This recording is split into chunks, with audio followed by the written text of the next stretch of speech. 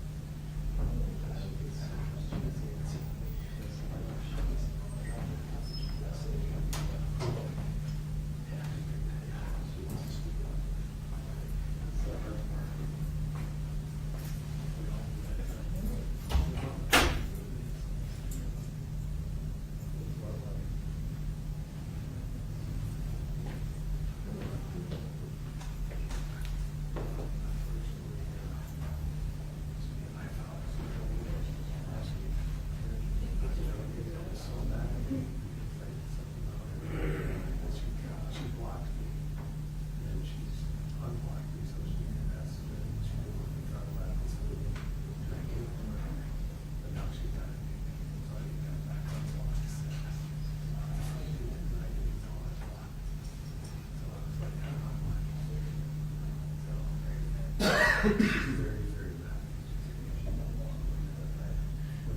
What's that? I can't give it, I can't. I did, I've done it 4 or 5 times, and she still complains and complains and complains. It's like, I'm done. Like, she literally unblocked me, asked me to give up my child, and I did it. And then she's, what did it all out? She's listening, she's talking to me. And, you know, I'm like, you know, so I keep moving. So I okay. I'm like, I asked him.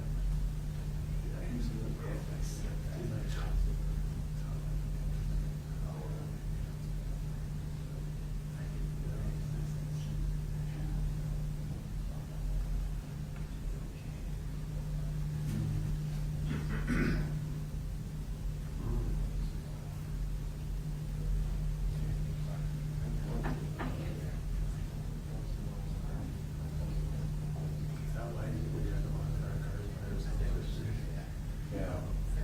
Oh, I felt a little bit strange about that. And this is, you know, I asked him, yeah, oh, I don't.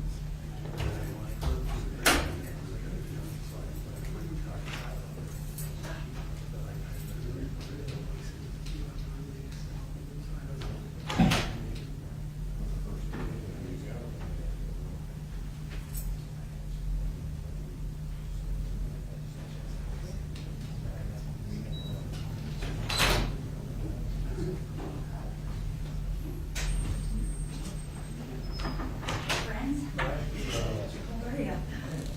Great. So where's Joe? I know. Are we going to take that out? This is really that chemical in there is integrity. You're nodding. Andrew.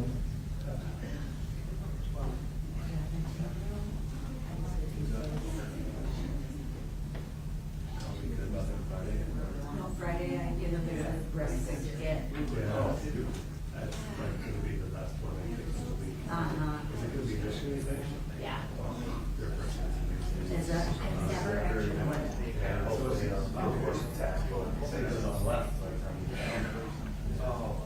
There should be, there was a little bit that I think with the rats yesterday. Some got, some got on the, I told them on You guys? Technical problems? Just you, Chris. No.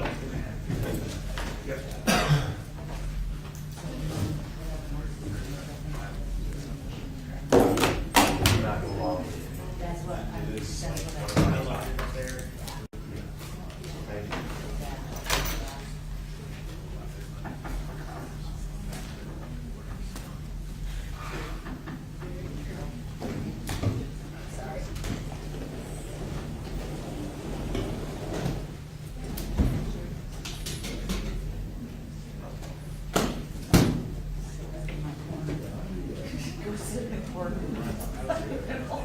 Switch chairs. You should have.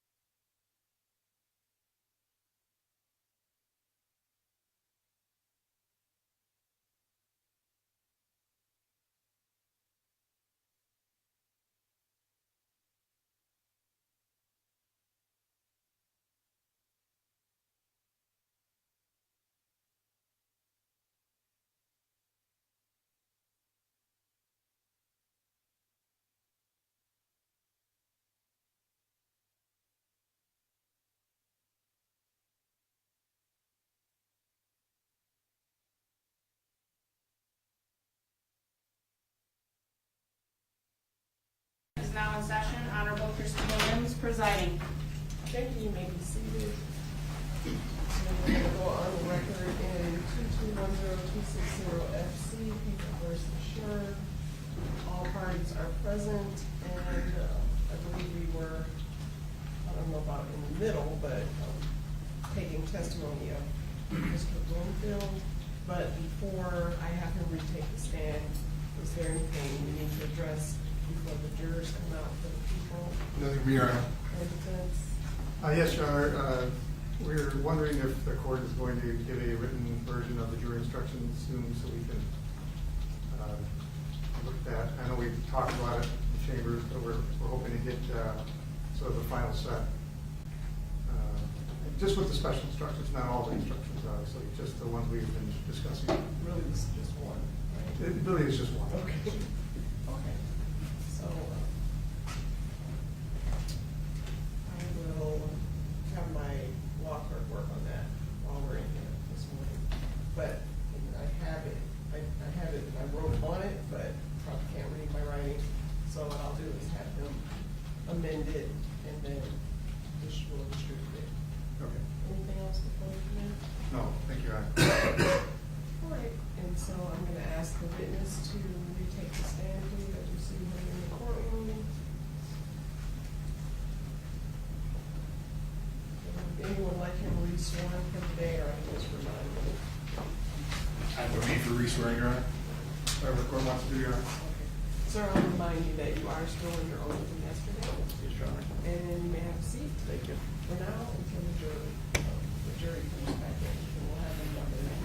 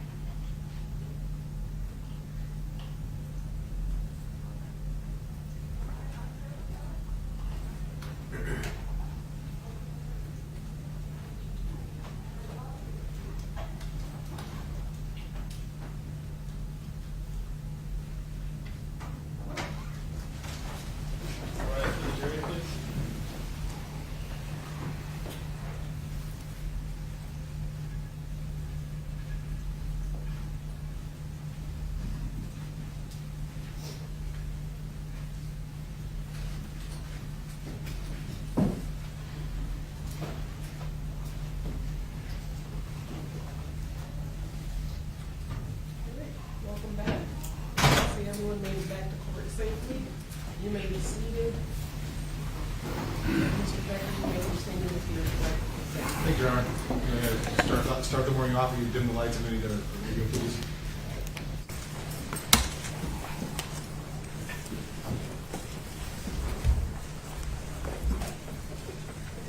Okay, Mr. Bloomfield, you had an opportunity to look at the video and the still frames of the video, correct? That is correct. For the record, this is the People's Exhibit 7, starting at frame 5592. Now, again, we left off, I just wanted to make sure we're on the same page. Your issue is with the taser. You didn't have a problem with the taser being used, but it was how it was, at the time, was deployed. Is that a fair assessment? And that's a fair assessment, yes. I'm going to show you here, kind of walking through this.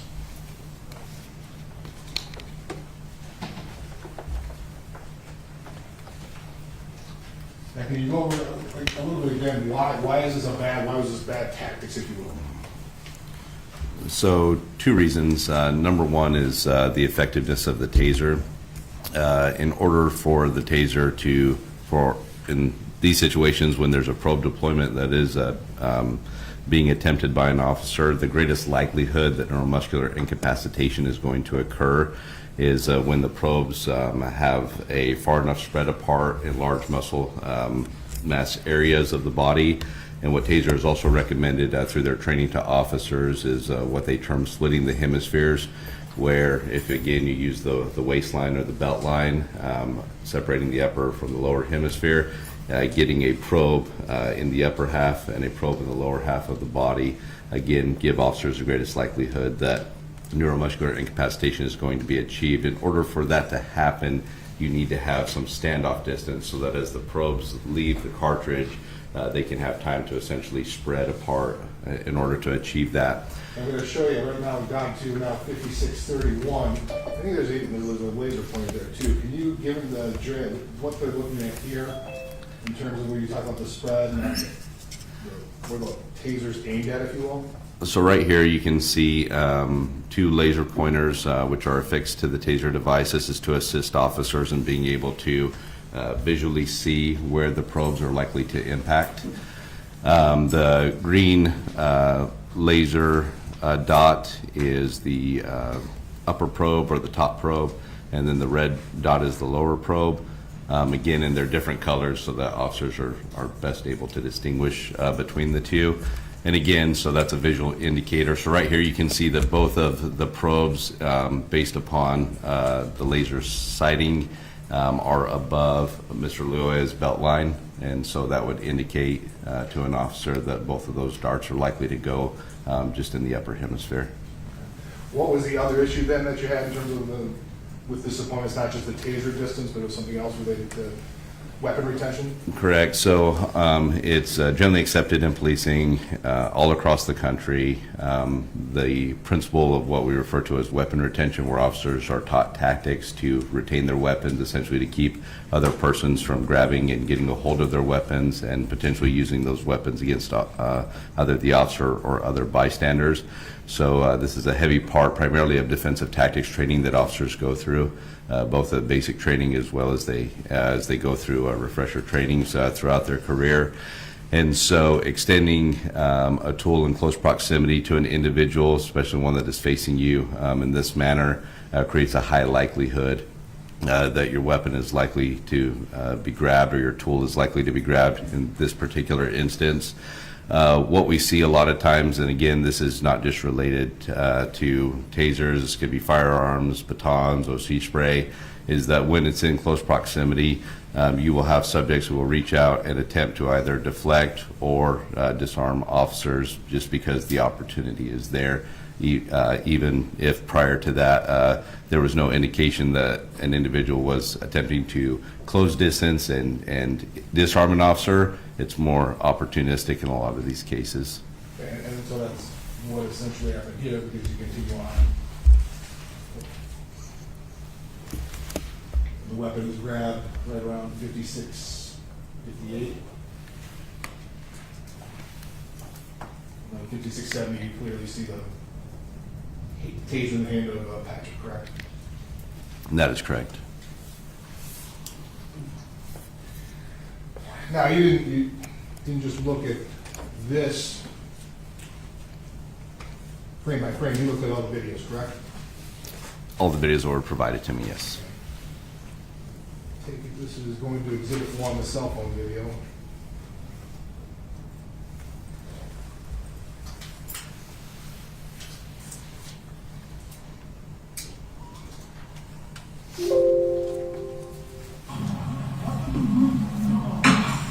Okay, why you gotta? For the record, it's about 50 seconds into exhibit 1, Your Honor. What did you hear there?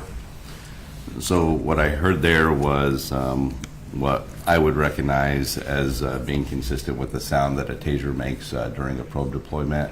So you initially hear a pop, which is essentially when the cartridge, or excuse me, when the probes are leaving the cartridge of the taser, you'll get that distinct popping sound that you hear, followed by the cycling of the taser, which is consistent with kind of what I consider kind of an electrical sound or an electrical cycle. Continue on with the Okay, why you gotta do her that, bro? He good, bro.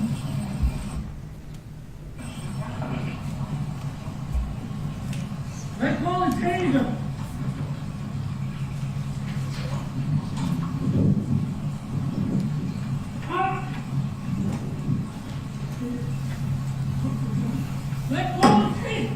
know, like he good at.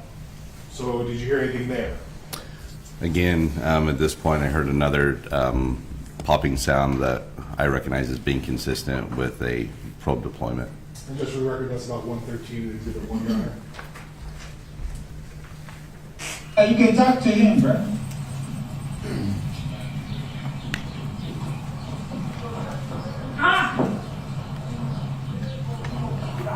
Yeah. Like he good, bro. Like, can you talk to him like good? Like, can you, yeah.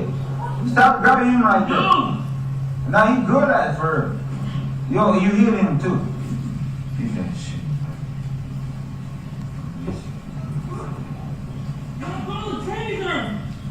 Now he ain't brought no taser. I see that.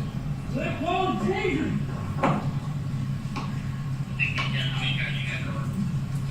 Drop the taser. I'm going to stop right there. Now, in terms of, did you ever hear any additional taser deployments other than the two you just mentioned? No, I only heard the two. The other thing that I wanted to mention, just because you asked me about sounds, is with each taser deployment, you'll also hear kind of a chirping or a beeping coming from the taser. These tasers, specifically this model, has built into its software to where it will cycle for 5 seconds automatically, then it has an automatic shut off. And so that chirping is notifying the officer that, hey, this cycle is coming to an end. And in both probe deployments, or what I recognize to be the sound of probe deployments as was asked, you also hear the follow-up chirping notifying the officer that, hey, this 5 second cycle that is active is about to come to an end. And that was kind of my next question. Did you ever hear that chirping at any point in time after that? Other than the two deployments, did you ever hear it, at this point in time or just before the shooting? No.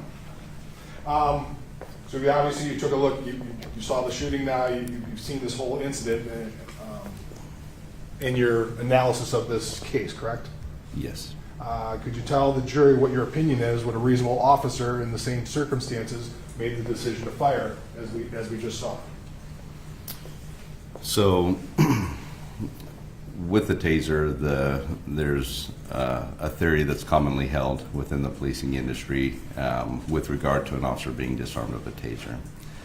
The theory essentially posits that an officer may be justified in using deadly force if they were disarmed of their taser because of a threat that they may have the taser used against them, specifically being incapacitated by the taser. In order for that to be a valid claim, the taser would have to be in a condition to where it could cause neuromuscular incapacitation. The greatest likelihood of neuromuscular incapacitation being achieved, as I've mentioned here on the stand multiple times, is through a probe deployment. The Taser 7 is equipped with two cartridges, and those cartridges are there because, again, over the years, the original tasers only had one cartridge. Then Taser started coming out, Axon started coming out with multi-cartridge models because, again, a lot of things have to go right in order for to have a good probe deployment and have neuromuscular incapacitation achieved. And so Taser started again coming out with multi-cartridge models to give officers follow-up opportunities in the event that they were unable or unsuccessful. And so there's only two cartridges available. Beyond that, when it comes to drive stun mode, even with the expanded cartridges, we're now in a situation where the taser can still be used in follow-up or drive stun mode, but that operates off the principle of pain compliance, so it does not achieve incapacitation. And so in this particular circumstance, you have a situation where a taser is no longer in a condition to where neuromuscular incapacitation is likely to be achieved, either against the suspect or against the officer in this particular case. And so based upon that, a reasonable officer in this position to elect to use deadly force, knowing that is the condition of the taser, that would be unreasonable, excessive, and contrary to generally accepted police practices. I know for the question, Your Honor. Thank you.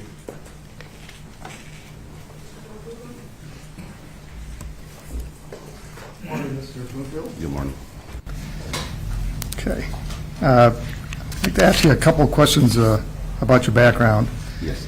I think you said you work for a hospital system or a hospital I chain? do now, yes. And what do you do there? I'm the regulatory manager. Okay. What do you do as the regulatory manager? So I'm responsible for making sure that the organization which I'm employed with is in compliance with federal and state regulations. Primarily, the regulatory body in healthcare is CMS, Center for Medicare and Medicaid Services, and so they set standards the hospitals must comply with in order to qualify for those monies.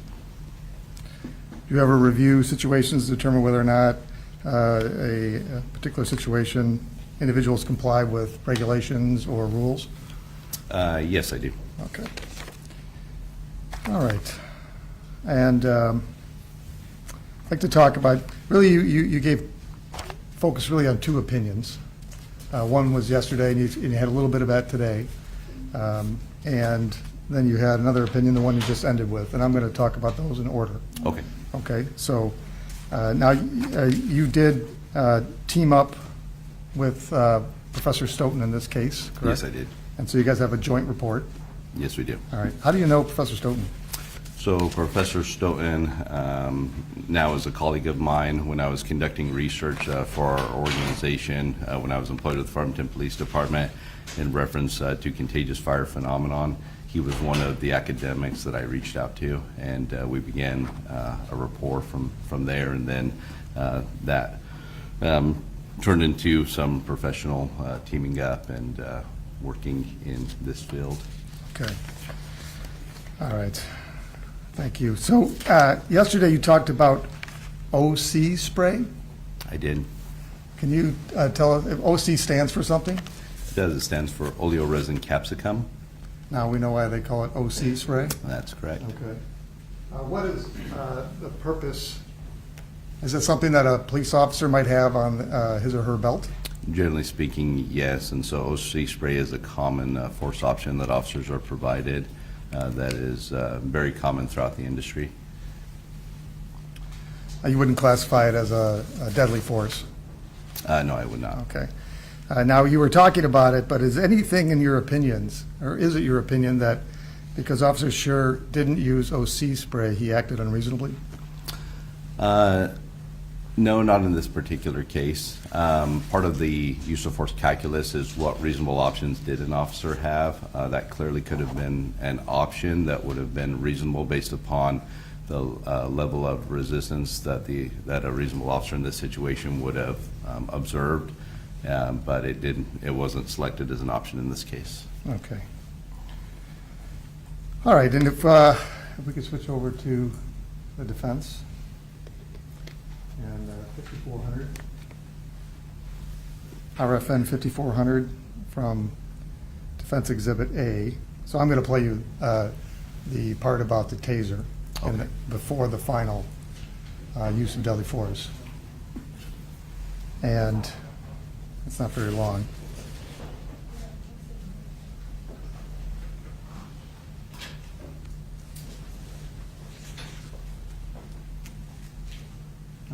We have a spot, I'm sorry, Your Honor, we have a spot over there. The plug's got to be connected. There, it goes green now.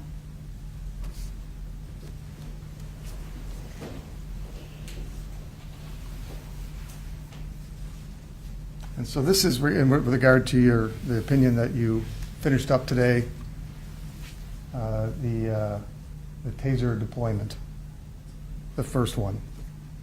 If we could just play that in normal speed. And this is RFN 5400.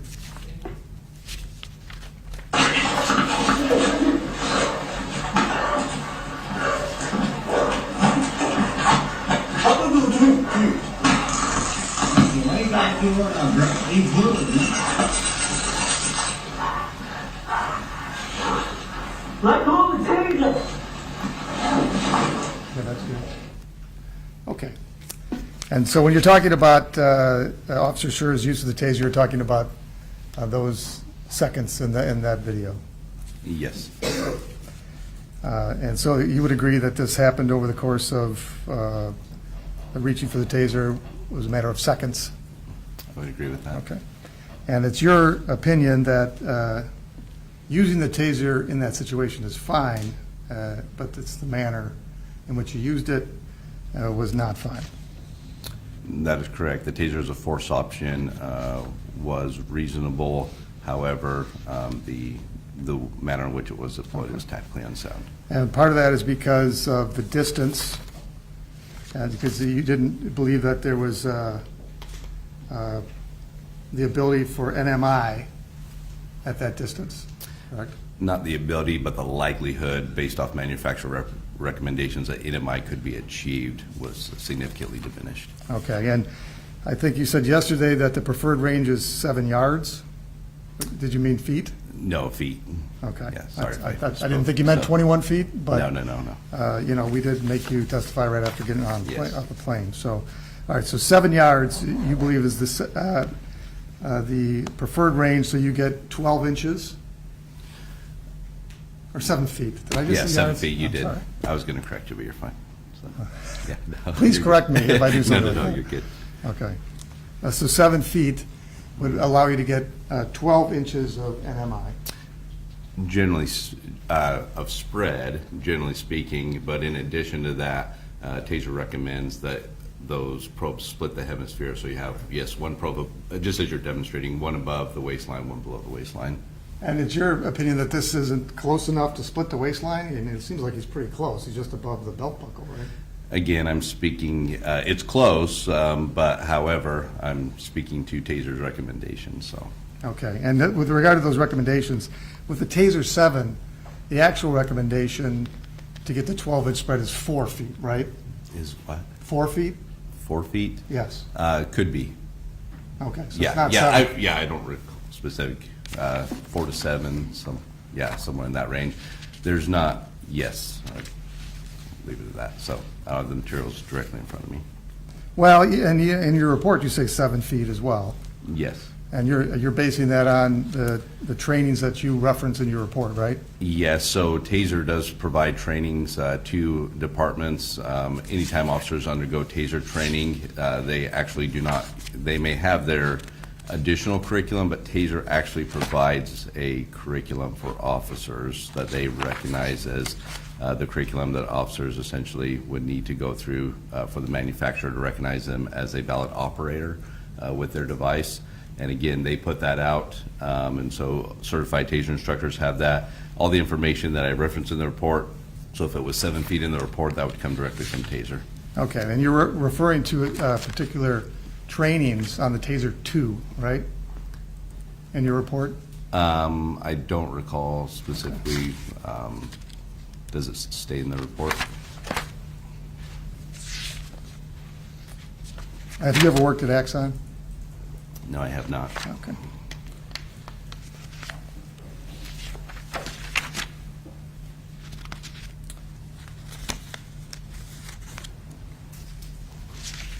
Okay, now, in a close proximity situation, let's say you don't get the full 12 inches.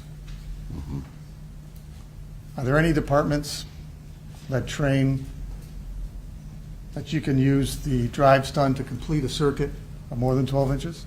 Yes. So if one probe goes in and another one misses, right, and sometimes that happens, right? Yes. You can just make a More third often point. than not. What's that? Said more often than not. And because you have two darts basically going on, and they're designed to actually spread distance, right? Correct. So you can make the third point and cause NMI. Yes, you could. Okay.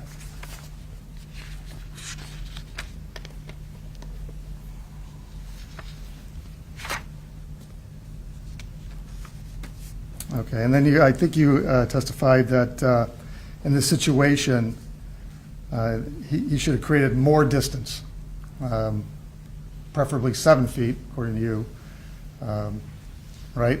At least enough distance in order to get a reasonable spread that would split the hemispheres. Okay. But there are some situations where officers really can't create distance, right? That is correct. And one is if you're in a confined space, Correct. there's nothing you can do. You can't go through a wall. Correct. but that's not the case here. No. They're outside. And also when a suspect is closing in on the officer, right? Yes. Okay. And is it your opinion that Mr. Lyoya wasn't closing in on Officer Schurr at all? Correct. In the video that we reviewed, the one that's been shown here today, you can see that Mr. Lyoya's posture is always trying to create distance from the officer, and the officer in this case is the one who is closing the distance. How about when Mr. Lyoya grabs the taser? That's not closing the distance? At that moment, Mr. Lyoya, at that moment in time when the taser was presented, reaching forward, I wouldn't necessarily constitute is closing the distance. He's reaching forward to grab the taser. I would agree with that. But the whole reason why that opportunity even occurred was because the officer in this case is the one who closed the distance on Lyoya, who was trying to create distance from the officer. He didn't give him the taser though, right, the officer? No. Okay. Mr. Lyoya grabs the taser. Correct. Is reaching out to grab something off an officer an act of aggression? It could be. It's also consistent, again, where individuals are simply trying to defend themselves from being, in this case, having a taser used against them, being shot. There's a number of reasons, and I don't know the mind of Mr. Lyoya. Well, just based on the video, Mm-hmm. you agree that it could be an act of aggression for someone to grab a taser from a police Correct. It officer. could also be an act of defense, yes. Okay, and an act of defense like deflecting something, right? Yes. Okay, how about disarming a police officer? Is that an act of aggression, in your opinion? Yes. Okay.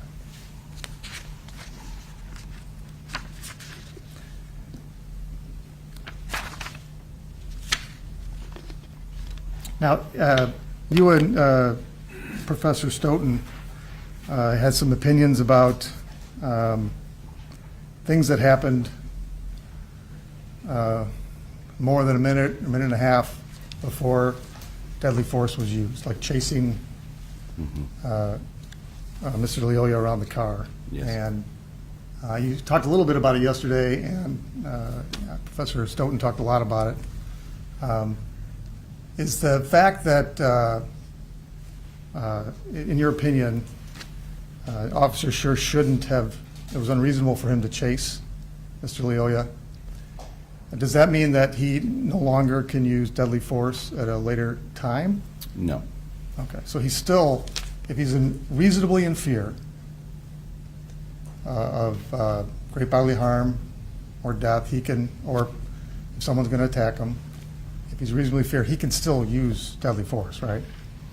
So I'm going to clarify just a little bit. In order for an officer to be justified in the application of deadly force, they must be able to articulate why they have a reasonable belief that they themselves or another individual is under immediate threat of receiving great bodily harm, great bodily injury, and or death. by That's the generally actions of accepted another. police practices, right? And that is the language the Supreme Court uses, which is what was adopted by the policing industry and has now become generally accepted police practice. And to be clear, you're talking about the U.S. Supreme Court, That is correct. not the Michigan Supreme Court. That is correct. Okay, because you're not familiar with Michigan law. I'm not. Okay. All right, and then you talked about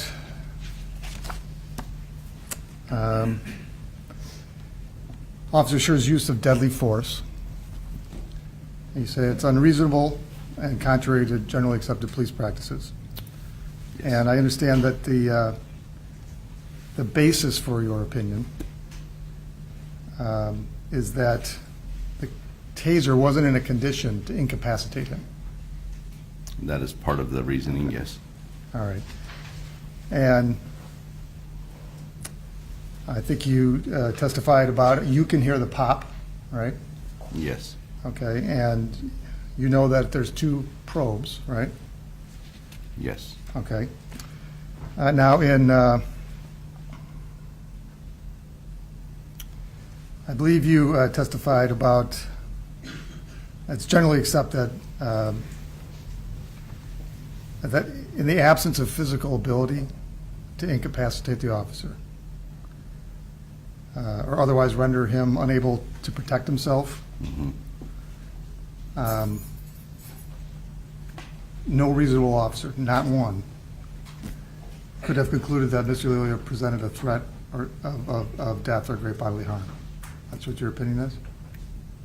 Under this specific case, this specific fact pattern, yes. Okay. And the reason you're forming this opinion is because you know that if an officer is incapacitated, he's lost the ability to protect himself, right? That is the theory, yes. Okay. And we're talking about what he reasonably believed in that situation, right? Not what he reasonably believed, what a reasonable officer would have concluded. Okay, so you're just talking about objectively reasonable officer standard. That is the standard, the only standard in the review of all cases that's accepted in the industry. Okay, generally accepted. Yes. Not talking about Michigan law now, right? Not talking about Michigan law. Okay. So you don't consider whether or not the arresting officer, in this case Officer Schurr, knew that the second probe? So when we review cases, we do take into account the subjective statements, opinions of officers, as far as to fill in what a reasonable officer in that officer's situation would have known at the time. Did you review Officer Schurr's statement in this case? We did. Okay. And in there it said that he, Object. This is hearsay, you can't get it in, I can get it in if I want to, it's the same against party opponent, he can't get it in. I believe the expert relied on it in his opinion, so I'd like to ask him about that. Well, you can't, doesn't make hearsay admissible, so. Well, there's a lot of what hearsay that he's talking That's about. what he based it on, but you can't say, my client said, well, whatever he said, that it would be hearsay. So I'll sustain the objection on that basis.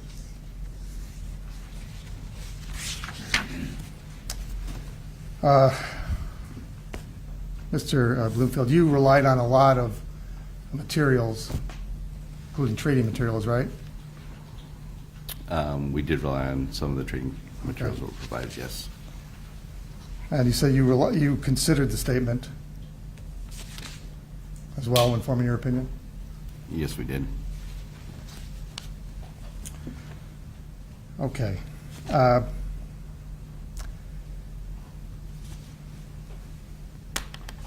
So I believe you testified yesterday about incidents where if an officer is incapacitated, loses his firearm, he can be shot or killed, right? I don't recall getting into that yesterday. I did touch on that briefly today. Okay. Are you aware of situations where an officer is incapacitated and then loses his firearm and is shot and or killed? So I need a little clarification there. When you say incapacitated, are you talking incapacitated with a taser specifically or incapacitated by other means? Well, let's talk about both.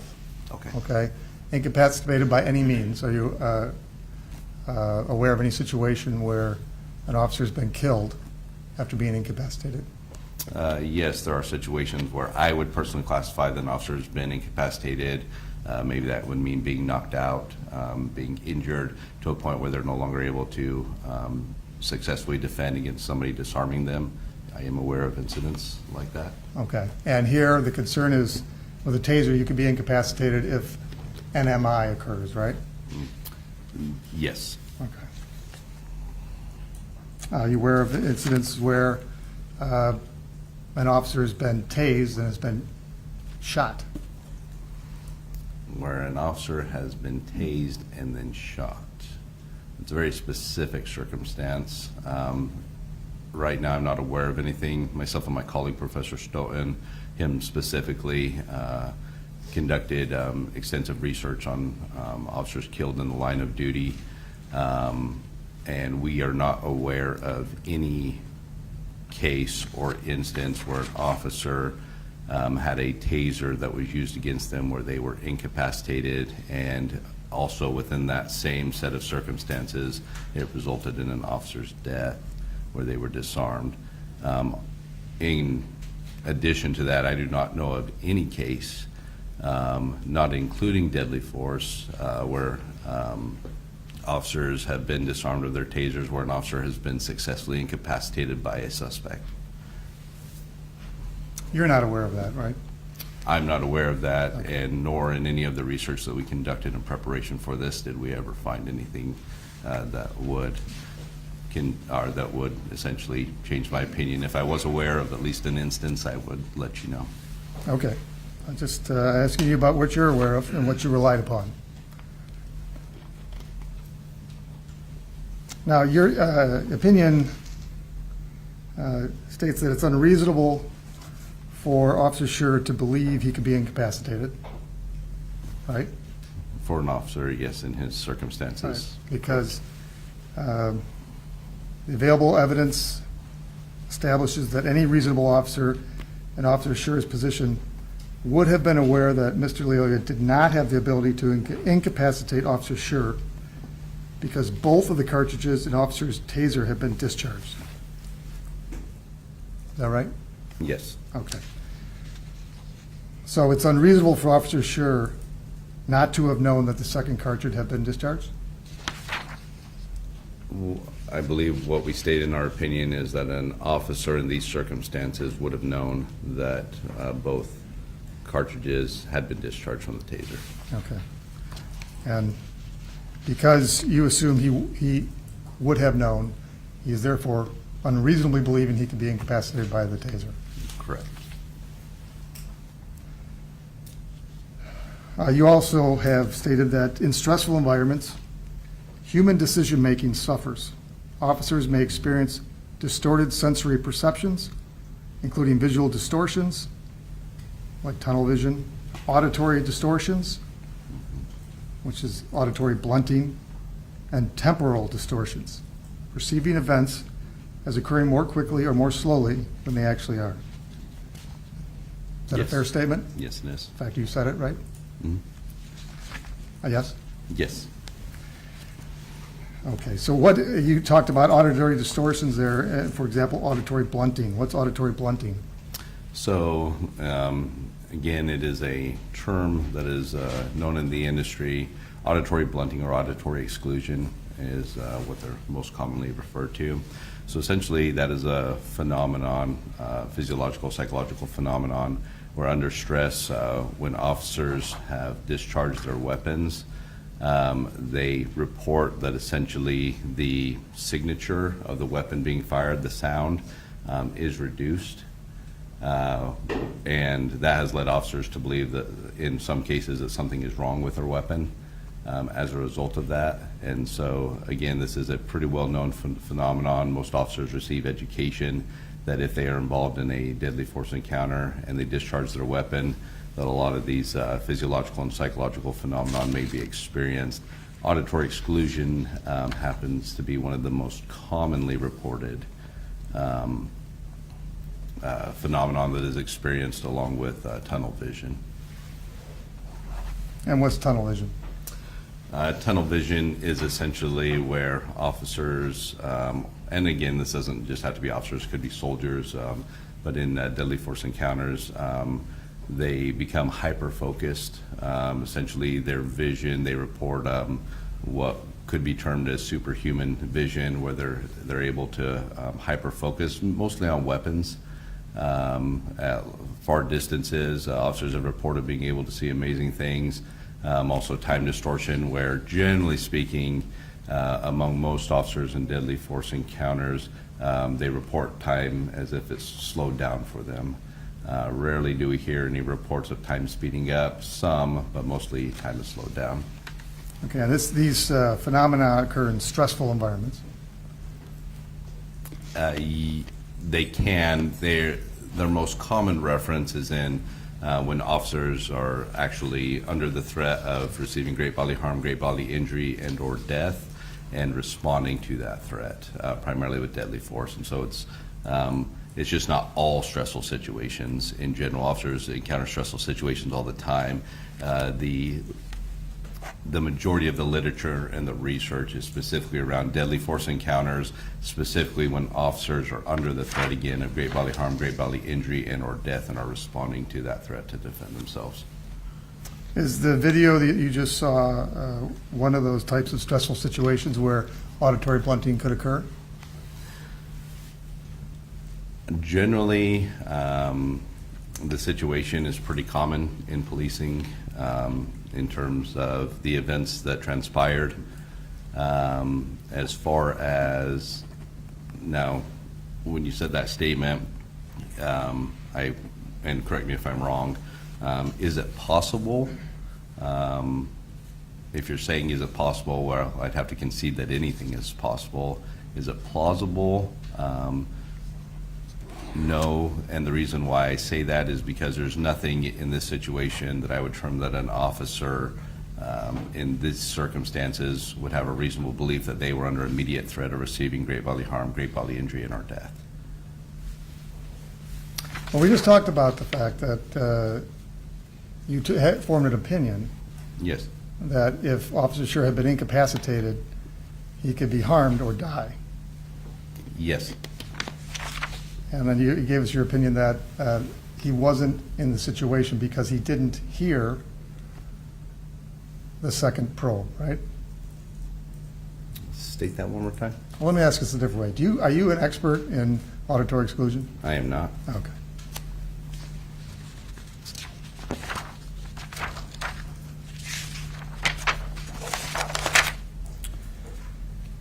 All right, so we talked about incapacitation. What you don't talk about is whether or not do you have an opinion on whether or not the drive stun can cause bodily harm in a situation where a person has taken an officer's taser, as in within a foot or two of the officer? So when you say bodily harm, can you give me a reference by what you mean with bodily harm? Like being blinded or getting hit in the throat and the trachea collapses. I would assume that those things could be possible with that Okay. taser and drive stun. Okay, so in a situation such as this, where the taser is close to the officer, is it reasonable for him to fear that he could be harmed in those ways, given the situation? Again, it's possible, but anything is possible. I didn't see anything in the facts of this particular case that would lead me to believe that a reasonable officer would have felt that that was an immediate threat at the time deadly force was applied. Well, Mr. Lyoya in this case had switched the taser from his left to his right hand. You're aware of that, right? Yes. Okay. And he had it in exclusive control over it in his right hand, right? When you say, again, exclusive control, I don't know what you mean by that. His hand was on the taser. He never had his hand in what I would term as fire control, or in the way that an individual would commonly hold it to activate it to cause either drive stun in this case with the condition the taser was in. Would that make a difference to you if Mr. Lyoya was holding it like a gun? Would that change your opinion? It would influence my opinion. I've had cases where that has been the circumstances.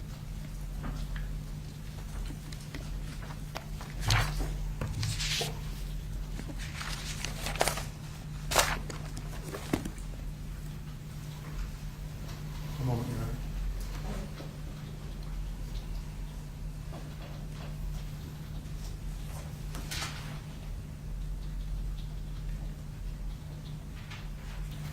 I have nothing further, thank you, Your Honor.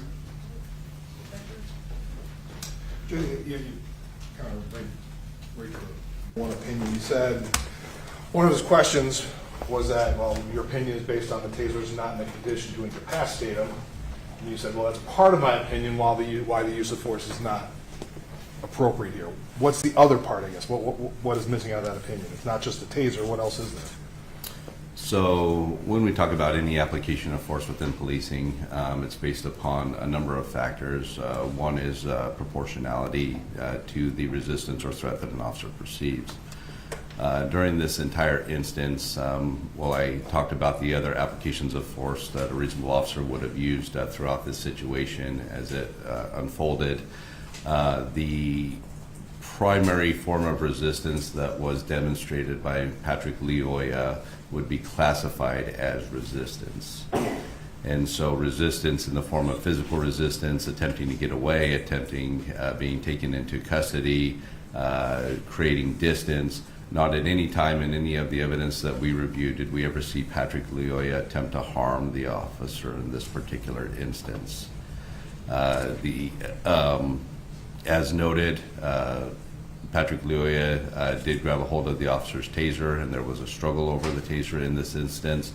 But again, in this circumstance, it is that there was nothing that we term to be aggressiveness or combativeness on the part of Mr. Lyoya towards the officer in this case, coupled with the fact that the taser is not in a condition where neuromuscular incapacitation could be achieved, in addition to the fact that a reasonable officer would have known that that was the condition of the taser. And so all of those things together would lead a reasonable officer to conclude that they do not have grounds to reasonably articulate that they were under an immediate threat of receiving great bodily harm, great bodily injury, and or death. Therefore, that classifies the application of deadly force in this instance as unreasonable and excessive. Thank you. Anything further? Here, a couple more questions, right? On that. Mr. Blumenfield, does an officer have to wait to be harmed before he acts? They do not. Okay. And it's your opinion that you never saw any act of aggression by Mr. Lyoya on those videos? No. That's not your opinion, or you didn't see any? My opinion is that we did not see any actions by Mr. Lyoya that we would constitute as act of aggression attempting to harm the officer. Okay. Yes.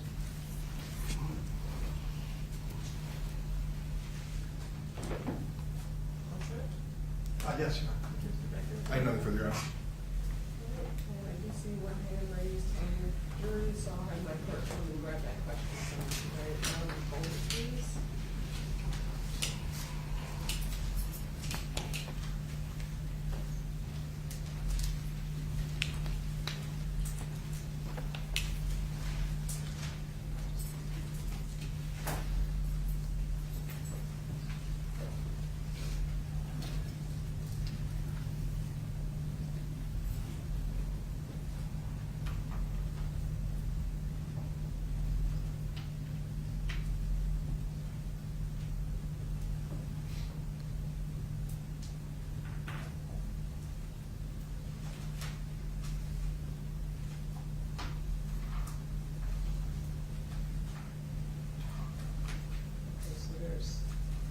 I'm going to pass the question back because there's one word that I'm trying to think it out, I just can't. So I'm going to ask if you could just rewrite it, and I just noted which word it was. And then I'll have you approach.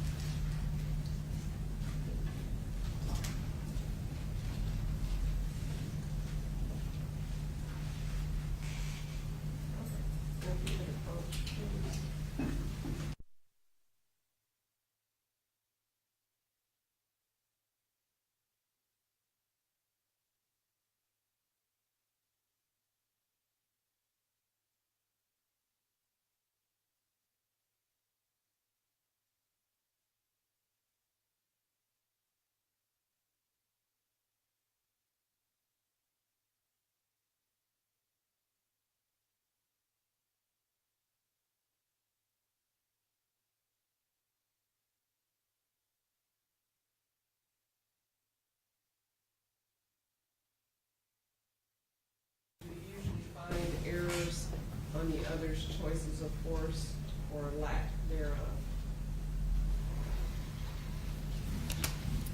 I don't know if I'm fully or can grasp what the question is that the jury needs assistance with.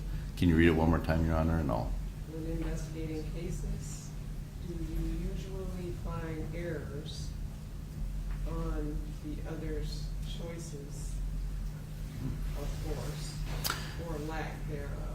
So when investigating these types of cases, I think if I'm understanding the question correctly, the question is do we often see errors on the part of officers in their decision-making and, the levels of force that they choose to employ? The answer would be yes and no. In a number of cases that myself and my colleague in this case, Professor Stoughton, we basically review, hundreds of cases.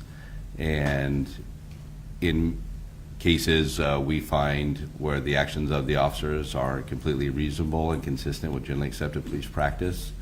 In other cases, we find the opposite, where none of the actions of the officer were reasonable and consistent, and then we find a mix, where sometimes some of the actions of the officers were reasonable and other actions were not reasonable. In this particular case, we rendered a number of opinions on the actions of a reasonable officer in these circumstances that we found to be reasonable. Most of that was leading up to the deployment of the taser. We said, hey, we recognize that the majority of these decisions by a reasonable officer in this case were reasonable decisions and were consistent with generally accepted practice. And so I hope that answers the question. Any follow-up? I have no follow-up, Your Honor. No, Your Honor. I don't see any other hands raised. On the jury, may this witness be excused? Me, Your Honor. Any objection? Thank you very much. Thank you, Your Honor. Your Honor, I show we've admitted 35 exhibits. They're all admitted at this point in time. Check. Exhibits 1 through 35 for the people, yes. So, all right, with that, we have no additional witnesses and we rest our case. And Mr. Pardue, are you ready to put on your case at this time? Or would you like a break? We would like a break, Your Honor. We have a matter for the court outside of here. And so, what we'll do is we'll take a break for 15 minutes right now, and so that means we'll come back at 10 after. So meanwhile, just because people have rested, it doesn't mean it's time to deliberate, so you're still instructed to not discuss the case with each other or with anyone else, same restrictions with respect to access to any news reports. Also, please leave your notes upside down in your chairs, and they'll be there when you return. Thank you. All rise for the jury, please.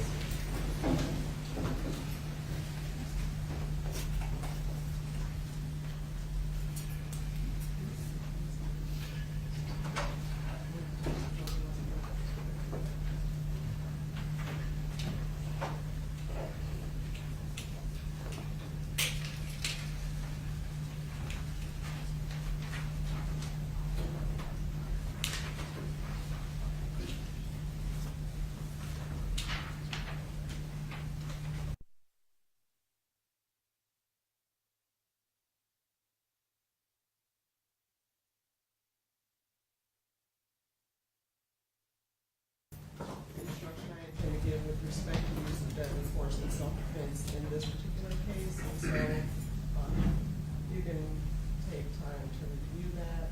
And meanwhile, is there anything else? Nothing for me. You're resting.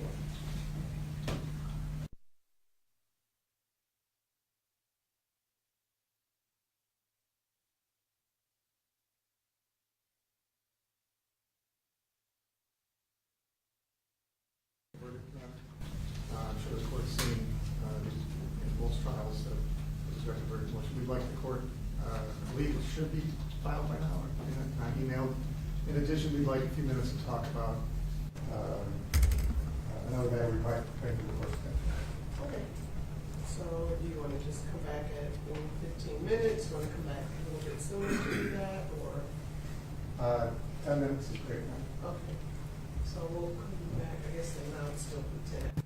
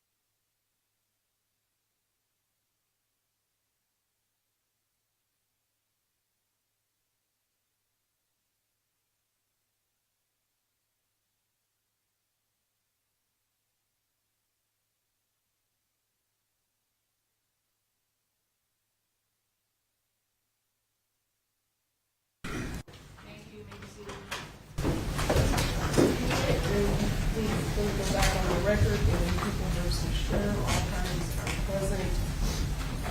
And Mr. Gardula. Your Honor, Sorry, good morning. Ms. Hamilton. So at this time, the defense would be moving for a mistrial based on the evidence that has been presented so far. This is Is based, this trial? yes. And this is based on the evidence that was presented in the prosecution's case in chief. And we believe that the evidence presented will prejudice the defendant to the extent that the fundamental goals of accuracy and fairness are threatened. By allowing Mr. Stoughton and Mr. Bloomfield to opine on standards that are not applicable under Michigan law,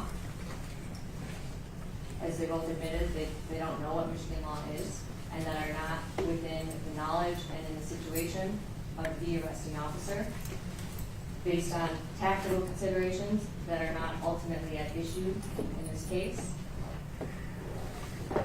including everything that led up to the ultimate issue here, which is whether Officer Schurr had an honest and reasonable belief to be in fear of death or great serious bodily injury at the moment that he made the decision to use deadly force. We also, based on their testimony, it's clear that they have not relied on proper training. They were relying on outdated policies. They were testifying about a taser model, an old taser model. They were not qualified as taser experts, and they gave several opinions about the taser. And at this point, we believe that we're too far along with the jury to simply strike their testimony, because they have heard testimony from two of the people's experts now that do not accurately, and are not nowhere near based on what the law is in Michigan and what should be considered in whether or not Officer Schurr was justified in using deadly force. And so at this time, we would move for a mistrial on that issue. And if the court is not inclined to grant the mistrial, then we would be asking that their testimony is struck from the record. Although we don't think that would be enough, because they've heard too much now based on the tactical considerations. And under Supreme Court precedent, San Francisco v. Sheehan, the 2015 case, even under the Fourth Amendment, that it says even if the officers misjudge the situation, the court cannot establish a Fourth Amendment violation merely on bad tactics that result in a deadly confrontation that could have been avoided. Courts must not judge officers with the 20/20 vision of hindsight, and they're quoting Graham versus Connor for that issue. So we'd be moving for a mistrial on those grounds.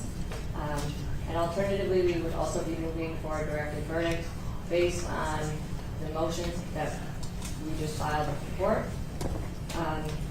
Given the complexity of the case, we would ask the court to review the written motion that we filed before making a ruling on that and before we move forward in our case in chief. Mr. Baker?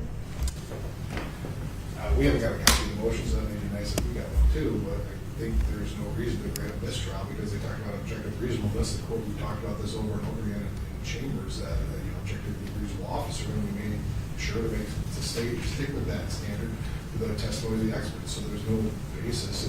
And the experts can't talk about Michigan law. The law's up for the judge to instruct on, so to say they weren't talking about the law, that's not their role to talk about the law, in terms of the law.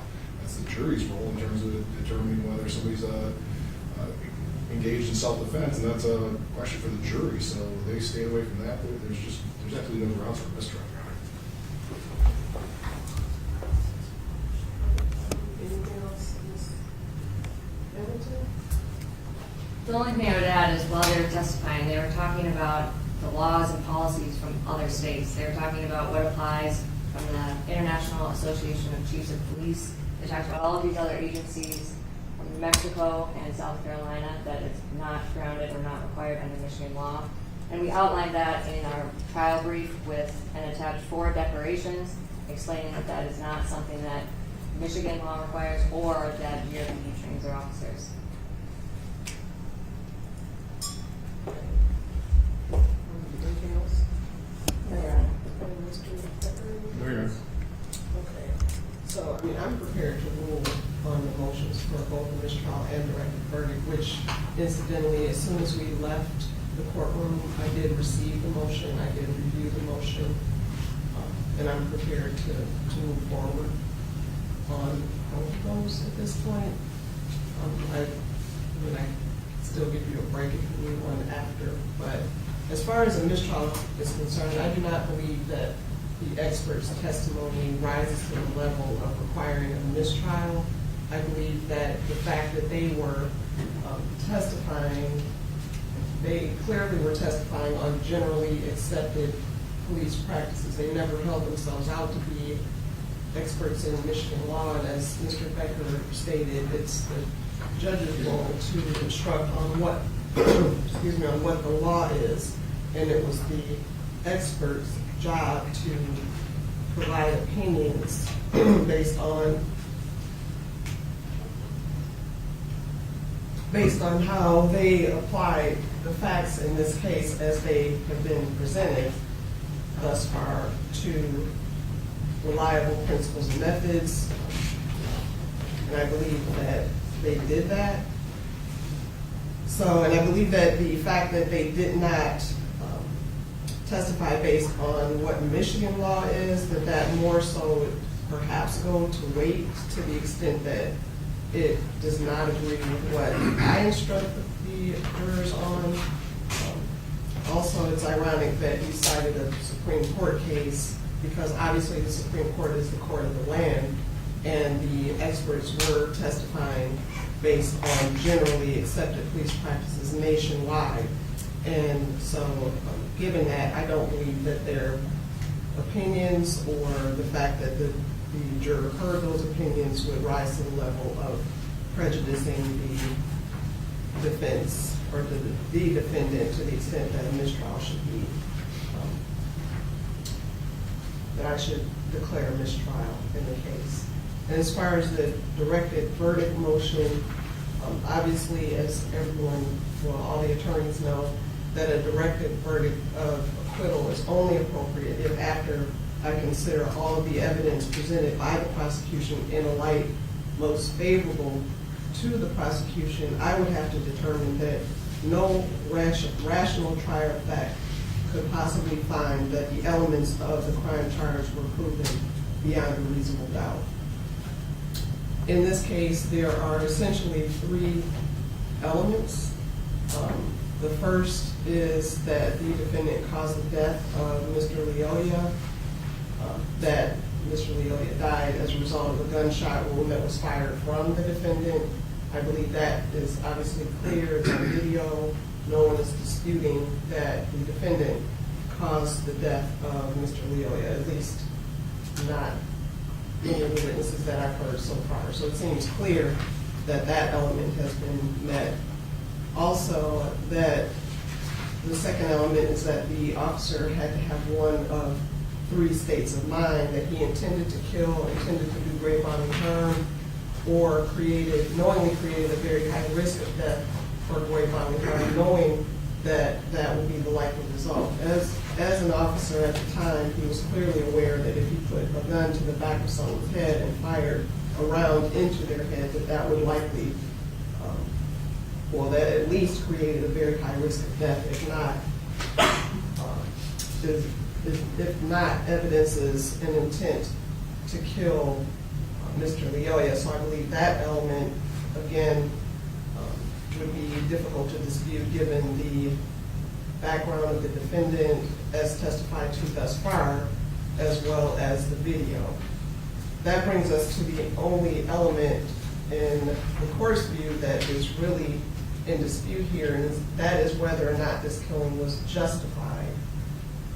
It's clear that Mr. Lyoya appears to have possession of the defendant's taser at the time that this shooting occurs. But it is also clear to the court that a rational trier of fact could find that the alleged victim, in this case Mr. Lyoya, was not in a position to use the taser at the time that the shot that killed him was fired. I believe that a rational trier of fact could find that based on the video alone, but if you also incorporate testimony of not just the experts, but also other witnesses, including the witness that talk about the Taser, Mr. Childs, I believe a rational trier of fact could find that the killing was not justified. And so, because that is the position of the court, I am denying a directed verdict of acquittal for those reasons, because I do not believe it to be appropriate under the circumstances. And so with that, is the defense ready to put on their case issue?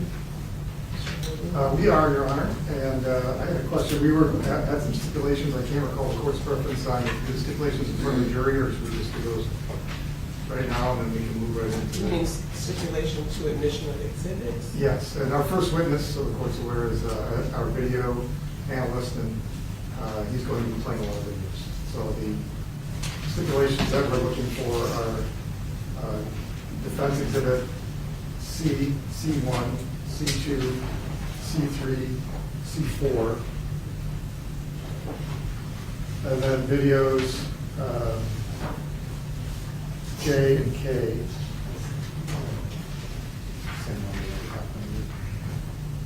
And then an audio defense exhibit HH. Okay, I think these are all similar videos, so I have no objection. Okay, C was already admitted, stipulated to at the beginning of the trial. So because there's no objection to the exhibits that you just listed, I'll state for the record that C1, 2, 3, and 4 are admitted. I'm assuming they're separate exhibits from C.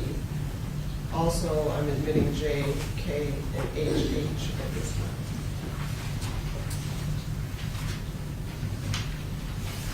Yeah, Your Honor, just so, it's HH, 2 H's. I don't know if I made that clear. HH. Okay, I'm sorry, Your Honor. I don't hear that well.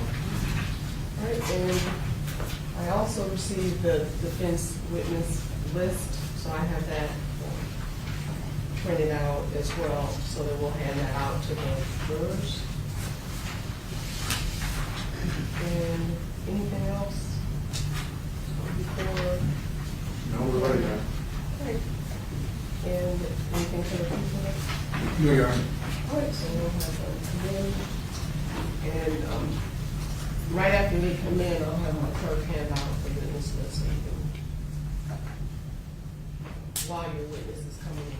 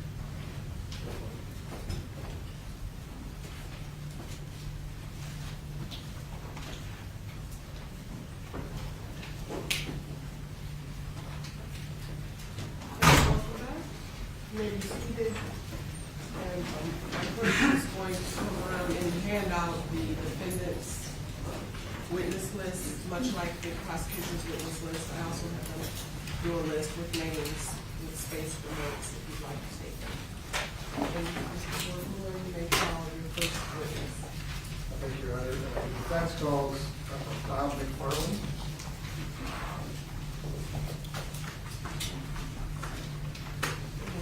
Good morning. And sir, raise your right hand, my clerk will swear you in. Do you solemnly swear that the testimony you're about to give in this matter will be the truth, the whole truth, and nothing but the truth, so help you God? Yes. Thank you, you may be seated. If we can, I think he needs to be switched over to part. Is that what, this one? Should be. Thank you, Your Honor. Good morning, Mr. McFarland. Good morning. Now, I've been referring to you for most of the trial, and you've been sitting back there, correct? Correct. All right, so you're a video guy? Yes. What's the technical term for what you do? Forensic video analyst. Okay, can you tell us a little bit about your background? Yes. I was in the Air Force for about 8 years as a security policeman. From there, I served at the Oakland Police Department in Oakland, California for about 12 years. And after that, I've done litigation support at a law firm, and for almost the last decade, I've been doing forensic video analysis. Okay. Tell us about your education and training. I have a bachelor's degree in criminal justice management. I have several, almost 200, possibly more hours, 200 hours of training from an organization called LEVA, that's L-E-V-A. It stands for Law Enforcement and Emergency Services Video Analyst Association International. And this particular association focuses on audio and video forensics for people in that specific field. I've attended their training. There are 4 levels. You attend level 1 and level 2, similar to Sergeant Batchelor, who was here. You get a certification of a video technician. And then since then, I've attended level 3 and level 4, which is the final level of their particular training. And from there, you go on to get certified by the organization as a forensic video analyst. To his qualifications as an expert. Thank you, Mr. Becker. Did you want to have them elicited for the benefit of the jury, or would you like to just simply be recognized as an expert at this point? I think we would ask that he be recognized as an expert, Your Honor. Okay, an expert in what field? Forensic video analysis. And you have no objection? Correct. Okay, so he shall be considered an expert in that field. Okay. So, Mr. McFarland, you were asked to do work on this particular case.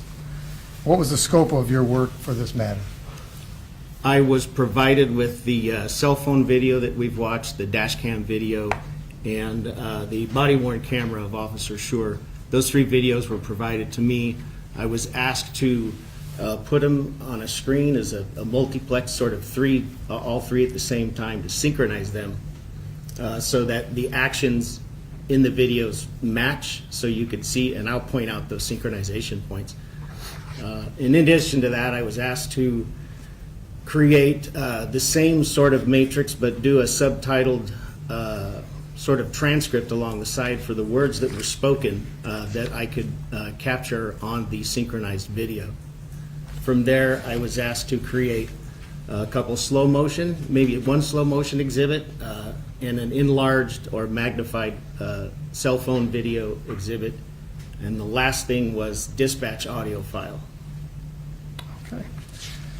And you mentioned a synchronized exhibit. Tell us how you create a synchronized exhibit. With that exhibit, there are three videos. I decompile or export each image individually as a bitmap file. Each image is a large raster file. It has a lot of information in it. You take all of the images out of each one of the video files, and then I numbered them. I labeled them so we know what camera the particular videos came from, and then I recompiled them back together. I also exported the audio files from each of the 3, put them into an audio program, and synchronized those 3 audio files and put them back into the matrix so we have the 3 videos that play at the same time and all 3 audios. Okay. So let's pull up the synchronized video, which is Defense Exhibit A. And it's one that has already been admitted and the jury has already seen. And before you start anything, I want to ask you some questions about Defense Exhibit A. We've been talking a lot about RFN as sort of a way to bookmark particular parts of the synchronized video. What does RFN mean? RFN is a relative frame number. With each video, as you see the dash cam videos on screen, there's what's called an AFN, which is an absolute frame number.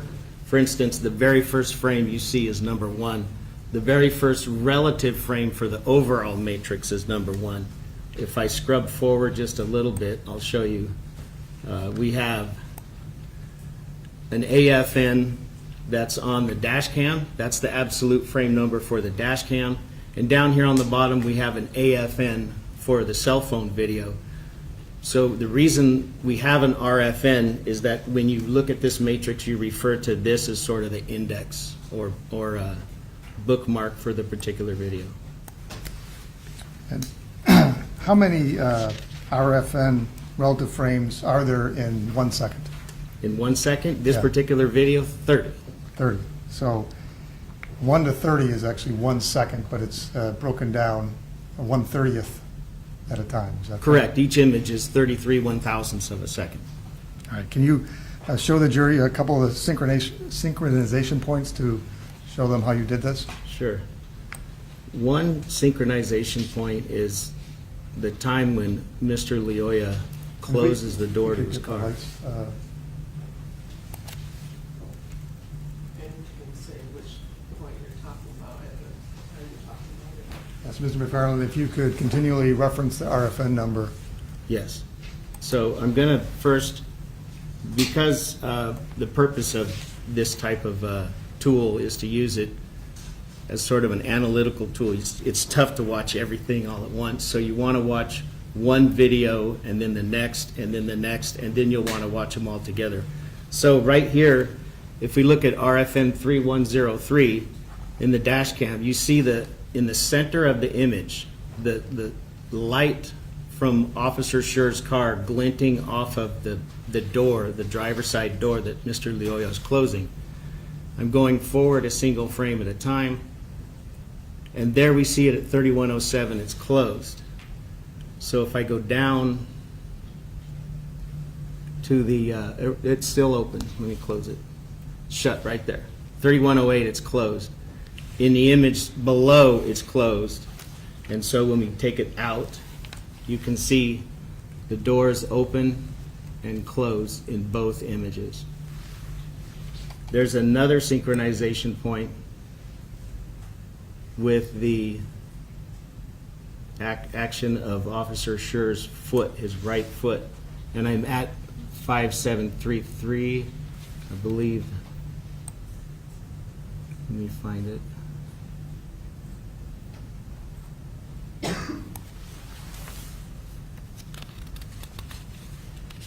Just a second, looking at my notes.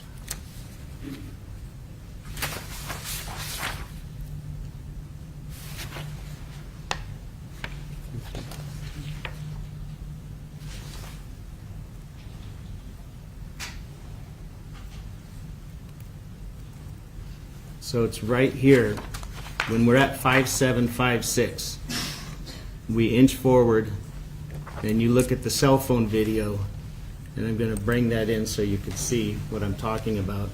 You see Officer Schurr's right foot. I'm going to back it up, and then I'm going to move it forward, and right here we see his right foot is underneath Mr. Lyoya's left leg. If I go down, and that is RFN 5760. So I go down to the body-worn camera and back it up.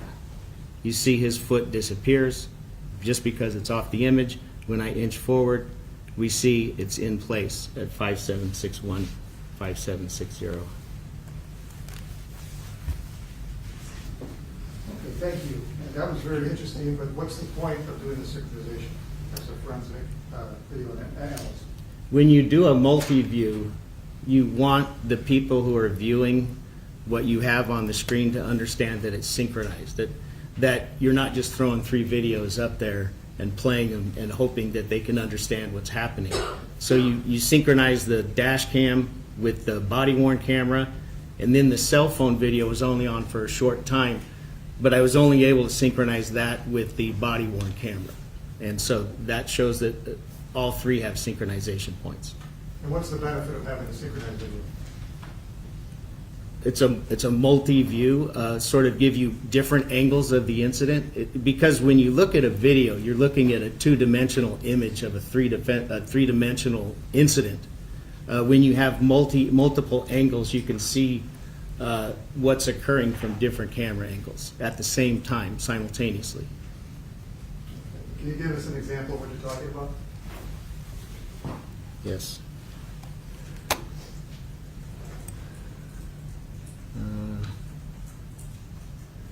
We could go, well,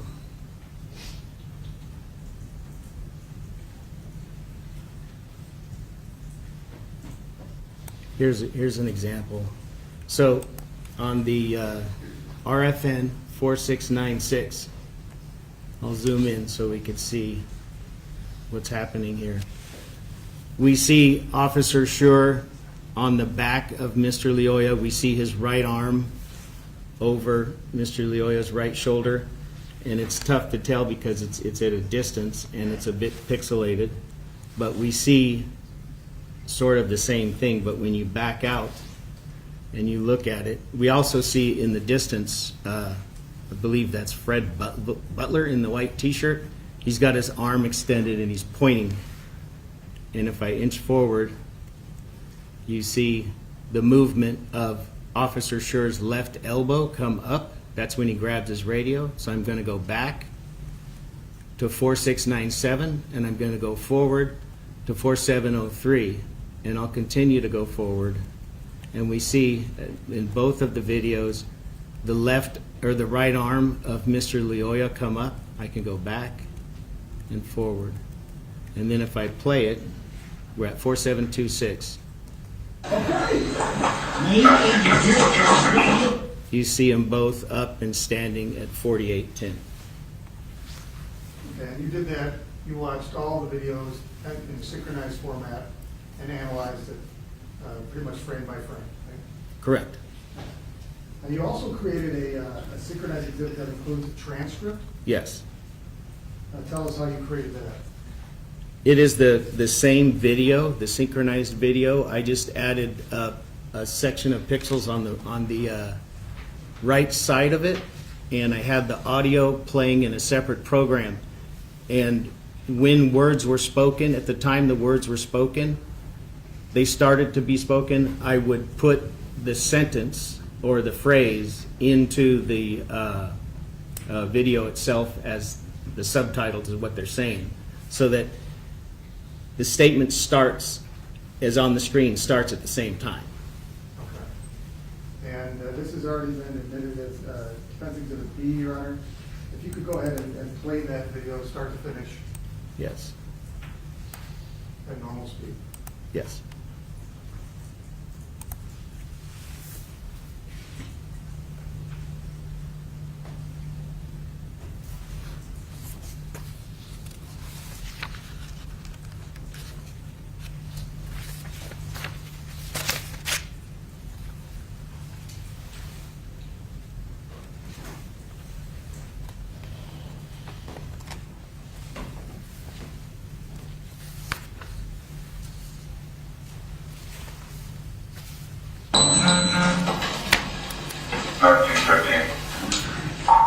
Nelson, North of Grace, Edward King Hall, 9367, Hamilton. Hey, stay in the car! Stay in the car! Stay in the car! Get in the car! Dude, I'm stopping you. You have a license? You have a license? I'm stopping you. Do you have a license? Do you have a driver's license? Do you speak English? Yes. Can I see your license? What do you want? The plate doesn't belong in this car. Do you have a license or no? Do you have a driver's license? Yes. Where is it at? Get it for me. The plate does not belong in this car.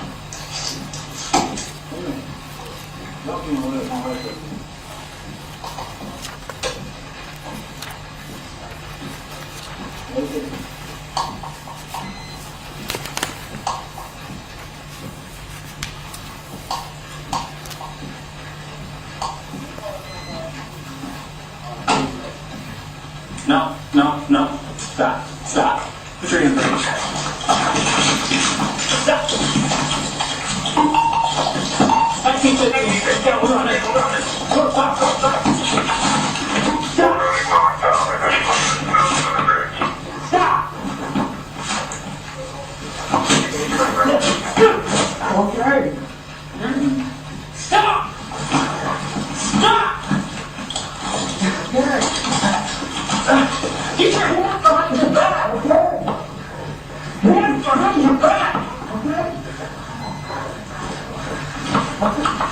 Get your hands behind your back. Okay.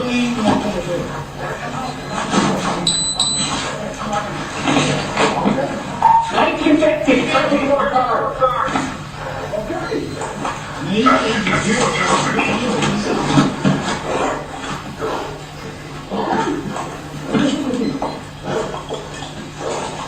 Stop.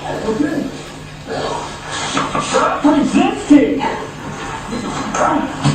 Ain't good now, you see nothing, bro.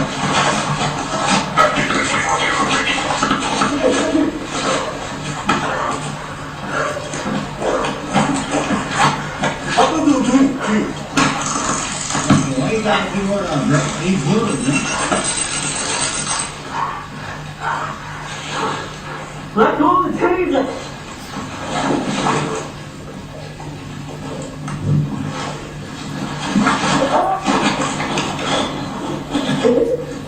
What you doing? Let go of the taser. No, like he good, like you can talk to him, bro. 1915.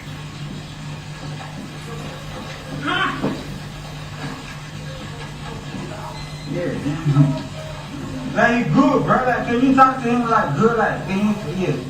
Stop grabbing him like that. Nah, he good at first. Yo, you hit him too.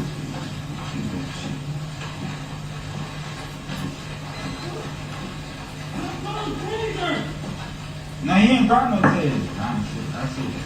Let's go of the taser. 50, how many turns you got going? Drop the taser. Everyone.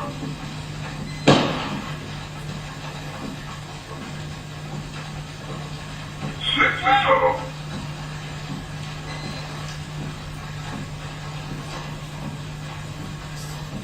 Is this time zone, no celebrate? It is. Get back. 1915. Oh, yes. Full of the shooting. That was great. 1915, 10-4, Nelson agrees. Sorry, medical.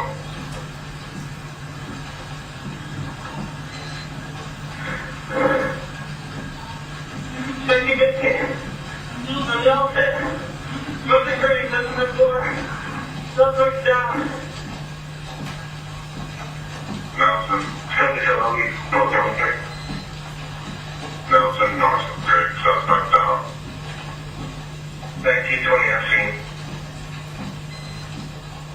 1610, what's your subject? The access to any weapons, what do you think? 1950, here's my taser.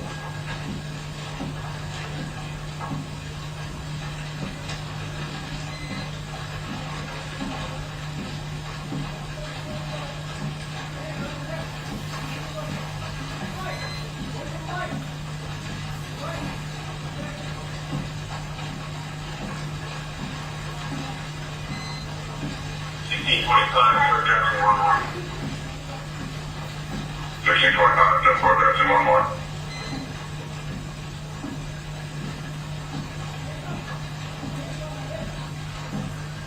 And once you start from label, start with 20. There's always been one.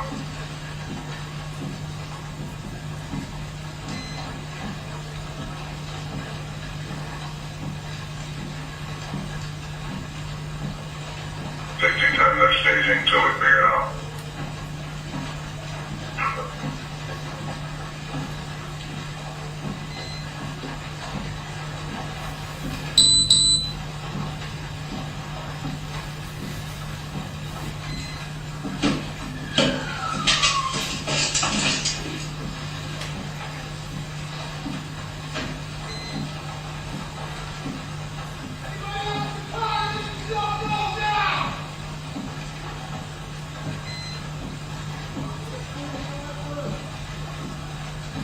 car on the driver's side.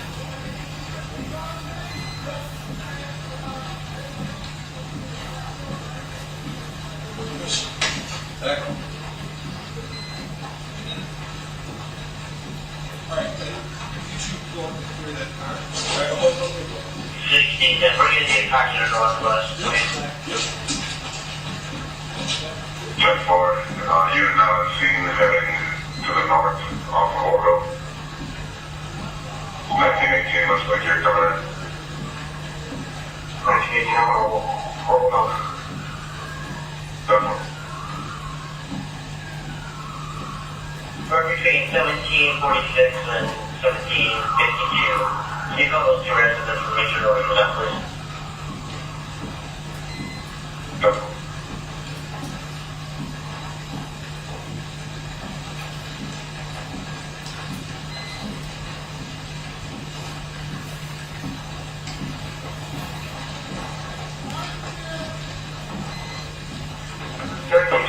Clear, we'll be moving up to record 8.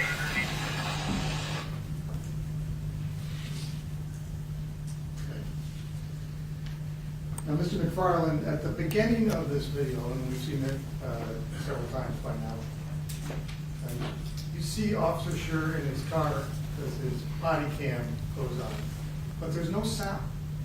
Can you Right. explain why that is?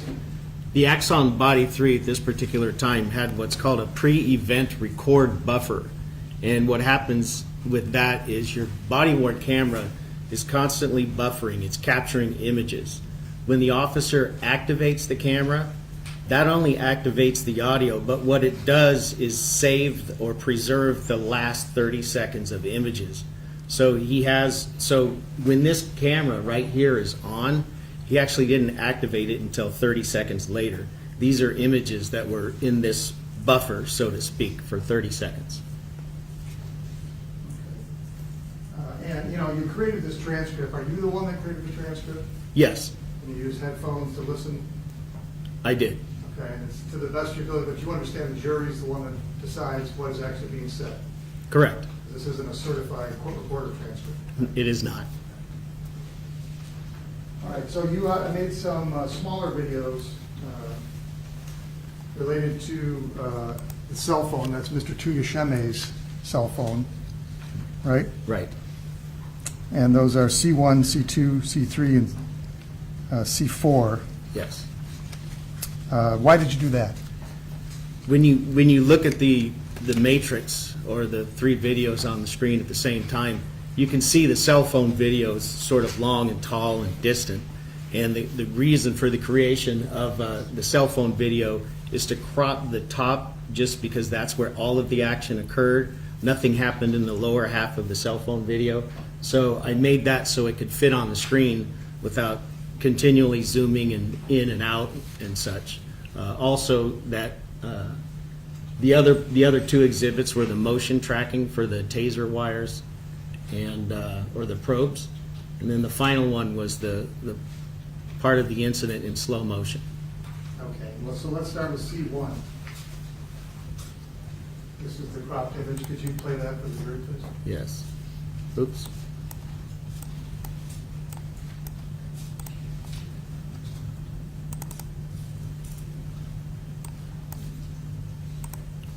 So this is the first frame.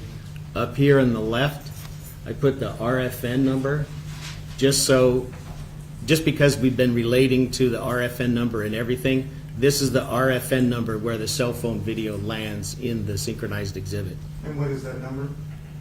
The RFN number 4146, I believe. And that's when the cell phone video starts? In RFN 4146, correct. I'll play it. Hands behind your back! Yeah, man, you good, like, yeah. Your hands behind your back! Don't bring him like that, though. I know, but I'm just saying, man. I'm a black man, too. Yeah. Come on, man. 1915, start with more cards. Okay? Now, he said he's a good friend, man. Bro, yo, what's up, man?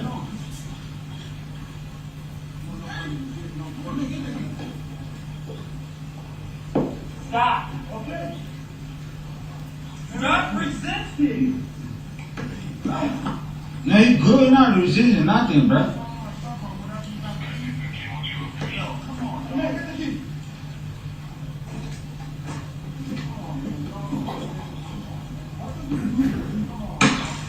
Okay, why you gotta do all that, bro? He good, man. Let go of the taser.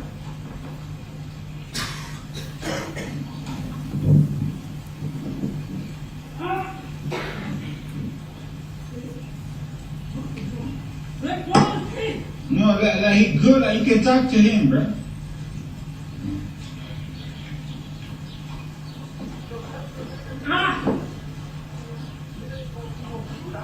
Yeah. Like he good, bro. Like can you talk to him like good? Like can you? Yeah. Stop grabbing him like that. No, he good like for real. Yo, you hear him too.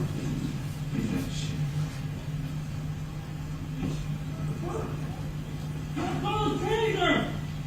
No, he ain't brought no taser. I see that. Let go of the taser.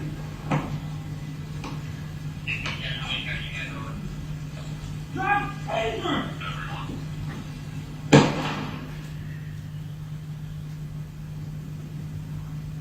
Get back.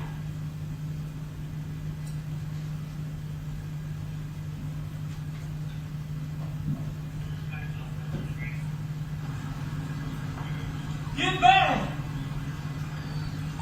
1915, I was just involved in shooting. Nelson Grant.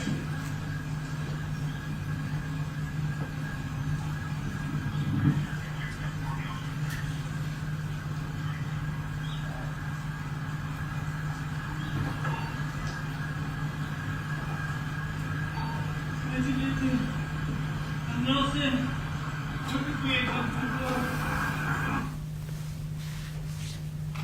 Okay, and then you made additional videos from that video. Exhibit C2, can you tell us what we can see and then play the video?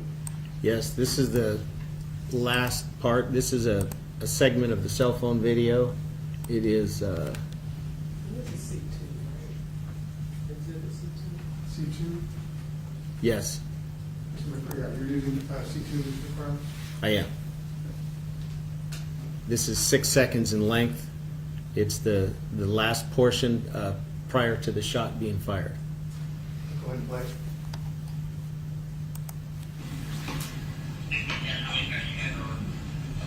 Drop the taser. And now there's a yellow box in the bottom of Exhibit C2. Can you describe to the jury what you did there and why it's there? That particular portion there, I magnified what you could see in the smaller box in the video, and that was to capture the taser in the hand of Mr. Lyoya. And Exhibit C3?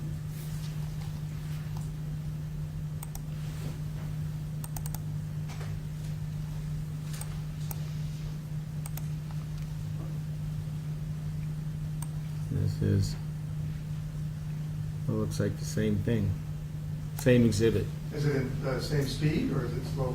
Let's slow see. motion? Slow motion, Okay. So that 5 frames per second. All right, so the difference is the speed of the play. Yes.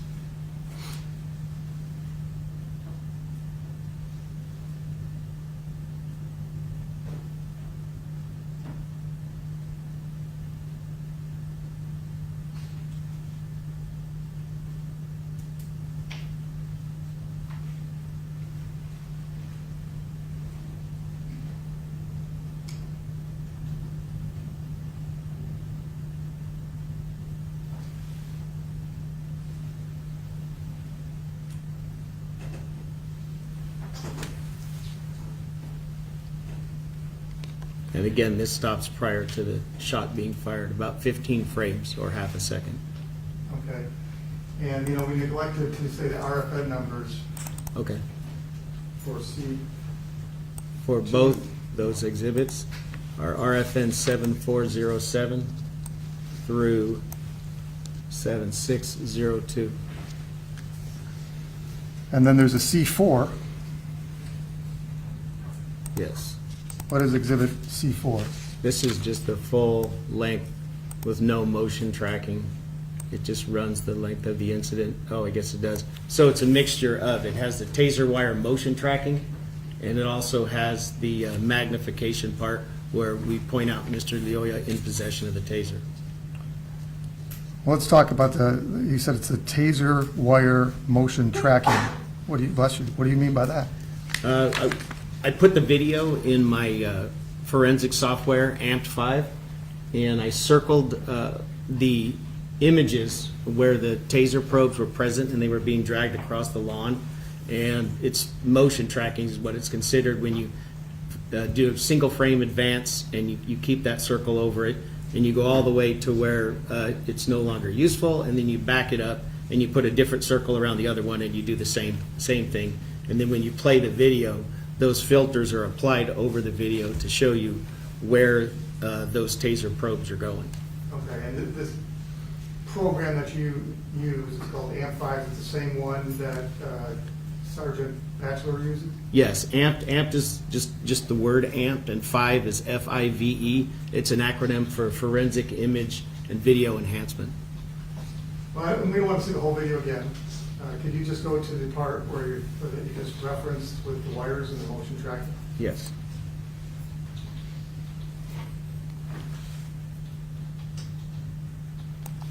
And reference the RFN number and then tell us what you're seeing here.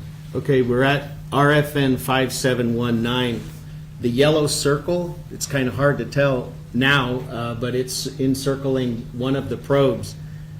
And the reason I knew that that's where it was is because I watched this enough times and watched it go across the grass that I had to back up to where I first could see it and circle it. And then I can inch forward from RFN 5719 and you can see it move across the grass. And then you see the blue circle come on, and that's another probe, same sort of motion tracking, and I follow that as they both are. You could stop for a second and back up 2 frames, maybe 3. You can actually see some sort of gray-white thing dropping down. Do you know what that is? Gray-white thing. Is it rain? Oh, yes, those are raindrops. So this is slow enough, you can actually see the rain coming across Yes, the way. sort of motion blur, but you can see the raindrops as they're descending. You could also see in this on Officer Schurr's right leg, and I'll zoom in a little. Those are the taser wires. I'm not sure who they're wrapped around, but those are the wires of the taser going across Officer Schurr's right lower leg. And I can inch forward. Now we can see that they're look to be to the around Mr. Lyoya. And we continue forward 5741, and we can see the probes move 5754. I lost the blue one momentarily.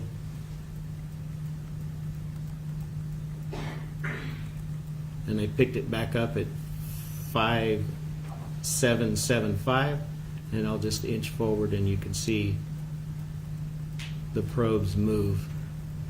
Here we are at 5790. They seem to be sort of stable.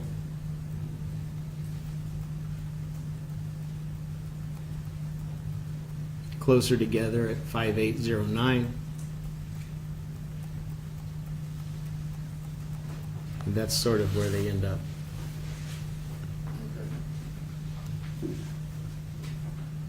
5827.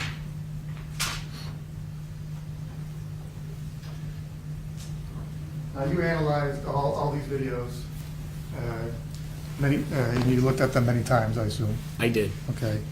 And you were able to find significant points like this, where the taser wires, you could actually see them sort of bouncing across the lawn. Yes. All right. You have the ability to take still shots and create exhibits on the stand, correct? Yes. All right.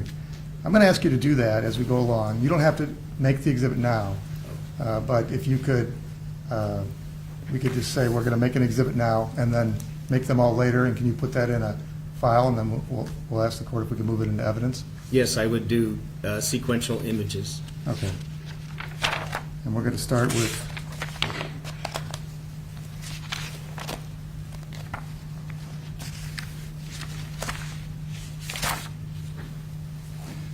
the majority of the moments that you're going to capture. Is it from a particular exhibit, A, B, or C, or?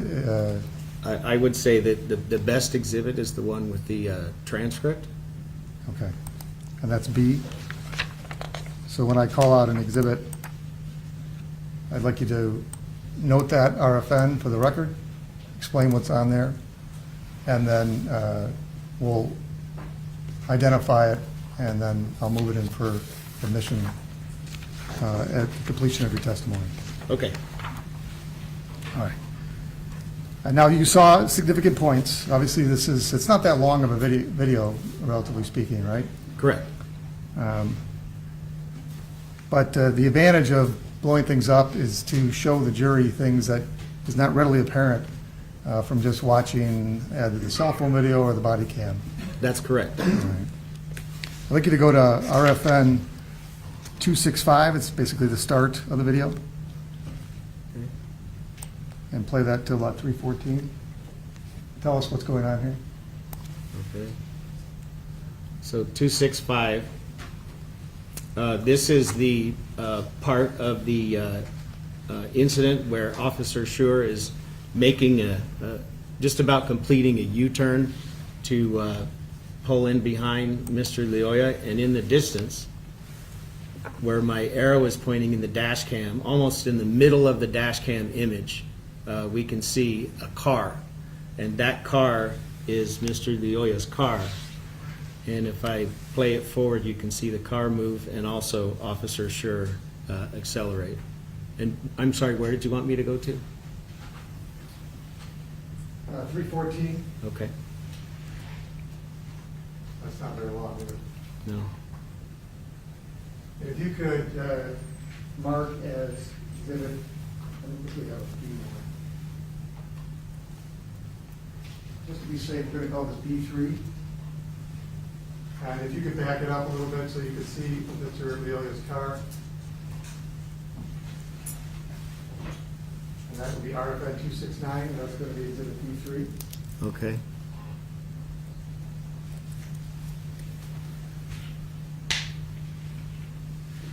And then further on in the video, Mr. Lyoya takes a second right turn. Can you go to that around RFN 499?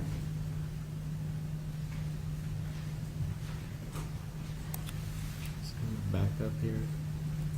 Go ahead and play a little bit. So we'll start at RFN 492. On the right side of the dash cam, you see brake lights. And this is Mr. Lyoya's car down the street a little bit, and I'll play it.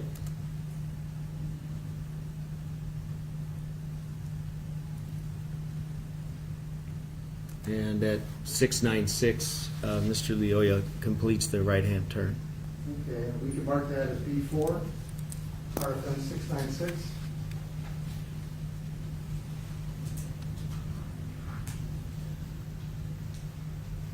And then if you could go forward to Officer Schurr calling the stop out and Mr. Lyoya exiting the car.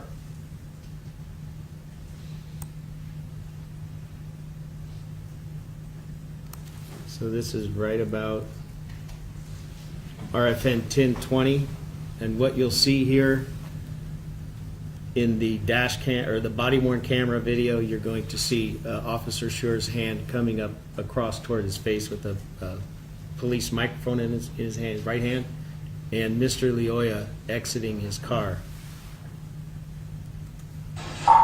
Nelson, North of Grace, recovered King Paul, 9367. Hey, stay in the car! And we're at RFN 1280. Could you tell the jury what they see in this part of the synchronized video? This is Officer Schurr getting out of his car right after Mr. Lyoya exited his car. Okay, and that's going to be marked as B5.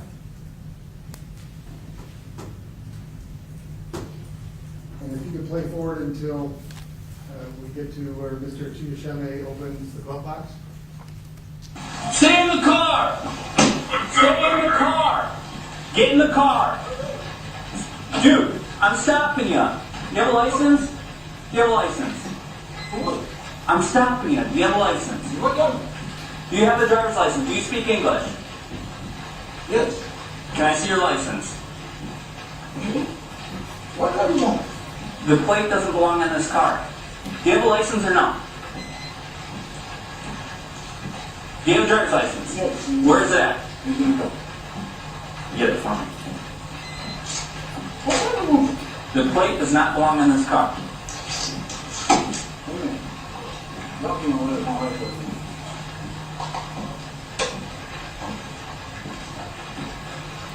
So I'm going to pause here at 2737, Okay. and I'm going to zoom in on the body-worn camera. And at the near the B pillar of the car, there's a hand that is the right passenger. And as I inch it forward, you're going to see he right there opens the glove box, and the glove box is open at RFN 2807. And can you toggle back and forth so we can see the glove box open and close? Yes. Closed. Open.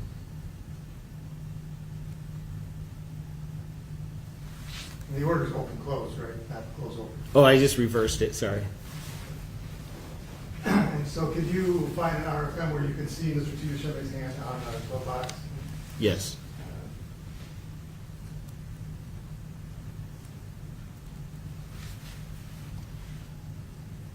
RFN 2759. That's going to be B6. And if you could go forward to the point where Mr. Lyoya breaks away and shoves Officer Schurr. Yes.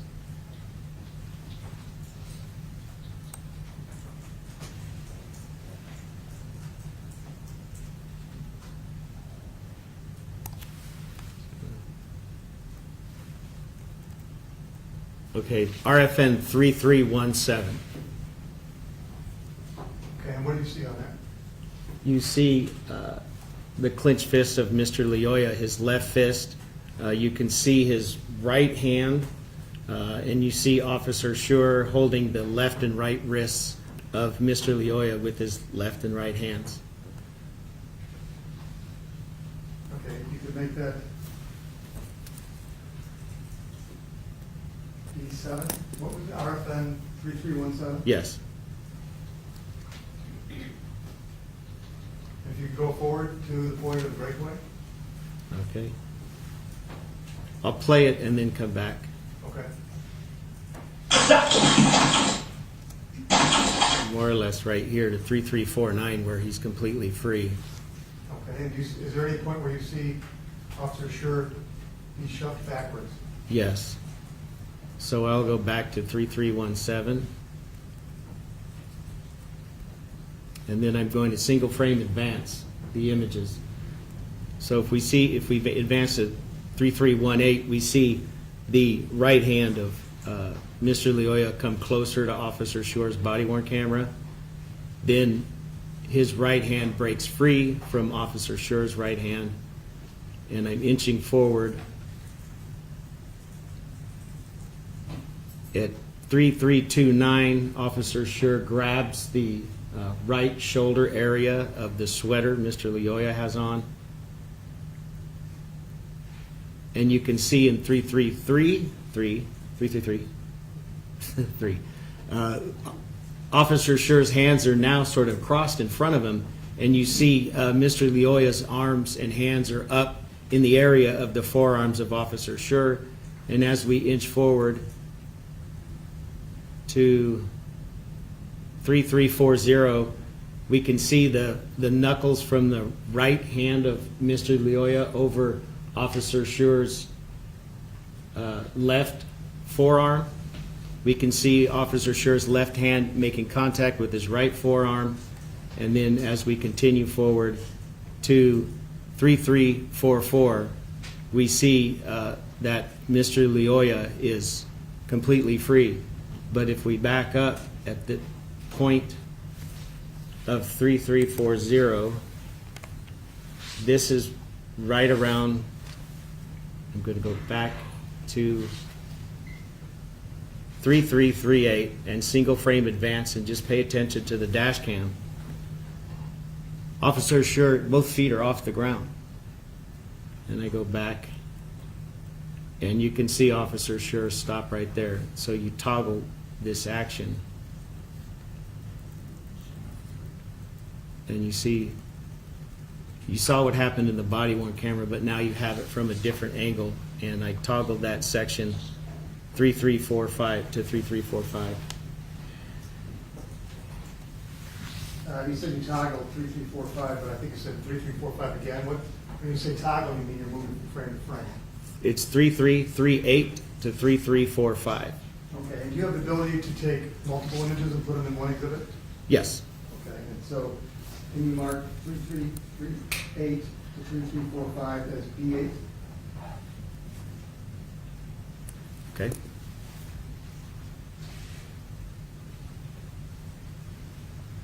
Okay, and at this point, you also have a timer, and it's in the bottom right of the exhibit B,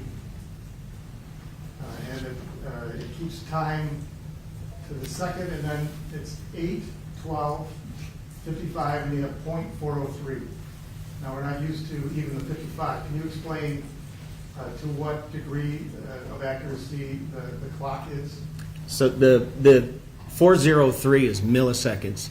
Because there are 30 frames in a second, when you watch a video and you say, I'm stopping the video at 3 minutes and 55 seconds into the video, the question becomes, well, which one of those 30 images did you stop on?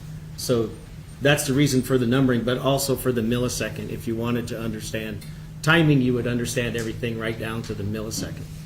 Okay, and you were asked to figure out some timing, and you were asked how much time it elapsed from the time Mr. Lyoya exited his car to this point right here in RFN 3338. Yes, that was approximately 1 minute and 10 seconds. All right, and now we're going to skip forward to past the chase to the point where Mr. Lyoya first gets to his feet. Okay.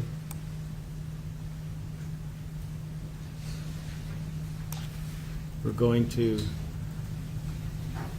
RFN 3582, and I'm going to zoom in on the dash cam.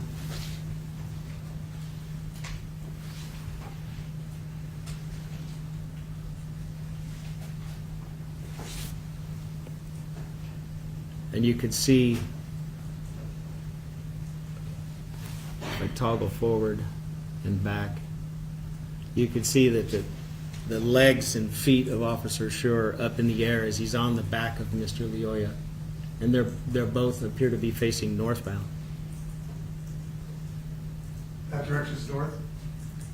Going toward, from the back of the car, Mr. Lyoya's car, to the front is north. Okay. You actually figured that out? He said somebody was running northbound. Okay. Oh, I'm okay. All right. And so if you could toggle forward or play forward to 3778.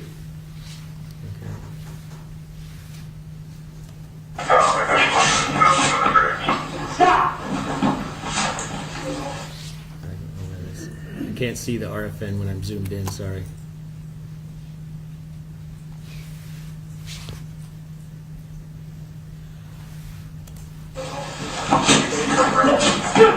Okay. So there was about right here. Okay. 3778, and I'll zoom back in on the dash cam video. And you can see Mr. Lyoya's up to his feet. Okay. What RFN are you on? 3778.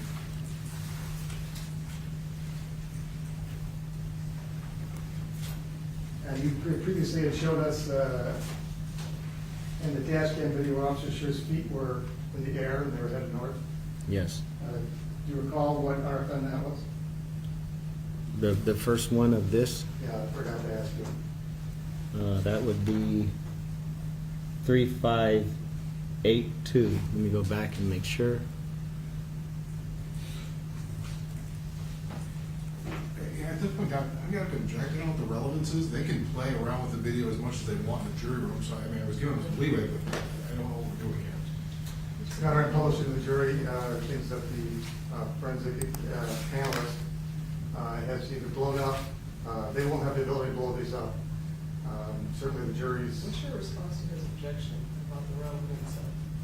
I'm explaining, the relevance is, we're showing, publishing to the jury, blown up and highlighted areas that the expert is specified. And he's explaining how he made those exhibits, and I'm making exhibits for the jury's consideration, so they can view the evidence through Mr. McFarland's work.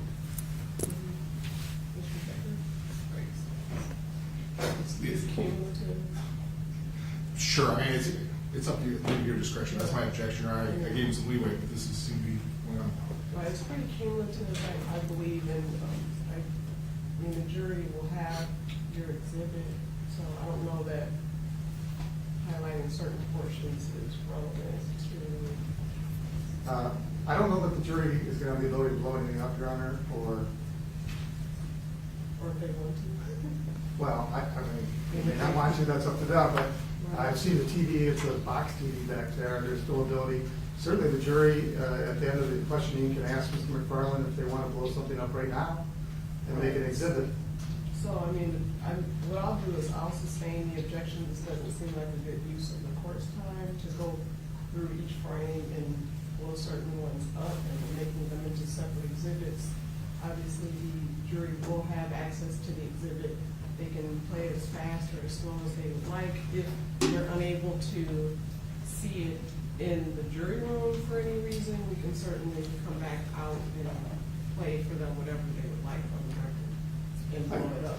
Your Honor, may I just make a record of the ones that we're going to blow up and move them into evidence? How many are there? Because it sounds like there's. Well, they're much less than the thousands that the prosecution has entered into evidence, but Well, I don't recall them doing any thousands of blown up images. They went through and published some of the thousands that they, I think they said it was about 1,000. 1,000 what? Images. That's their exhibit. He broke down still frames, and then he's been calling them out through the testimony. And so we'd like the opportunity to do the same. I don't recall this happening in prosecution's case in chief, but I do find that, again, this is cumulative, and so I'm going to sustain the objection. I'm not sure the benefit of this exercise to the jury. I don't know that it's a good use of our time. Your Honor, my client has a right to present a defense. We believe that includes analyzing the video in front of the jury. We're far away. If these things need to be blown up, they're not going to have the ability to blow it up.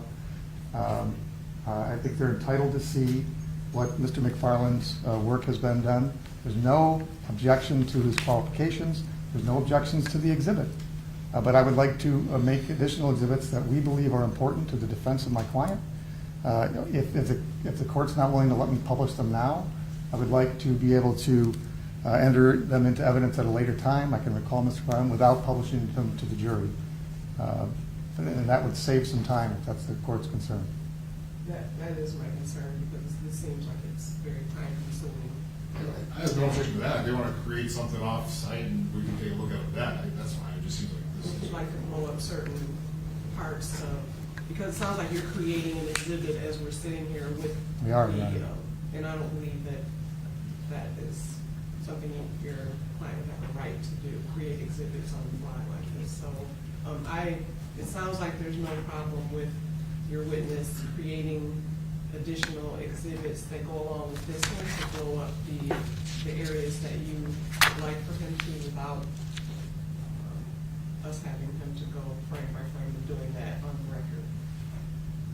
Okay, Ryan, what I'd like to do is Well, to save time, we'll have our coordinated, and then we can always recall Mr. McFarland and the jury if they want to pass a note that we'd like to see this part blown up or something.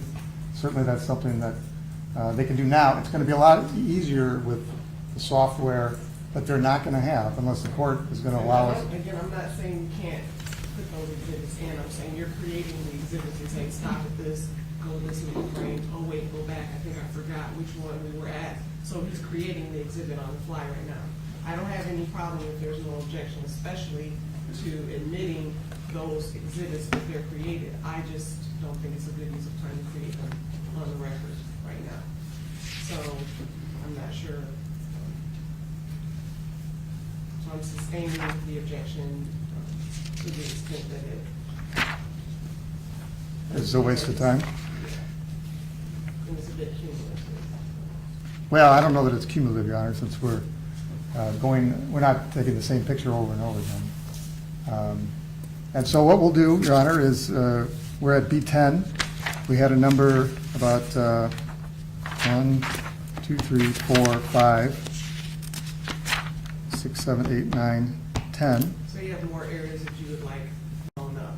Yeah, so- through this witness. So he can do that, create that, and then you can certainly recall him, and then he can go through those particular ones, and then I think that would be more efficient for Okay. the court.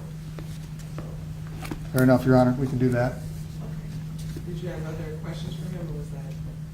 No, that's all he's doing is looking at the videos. Okay.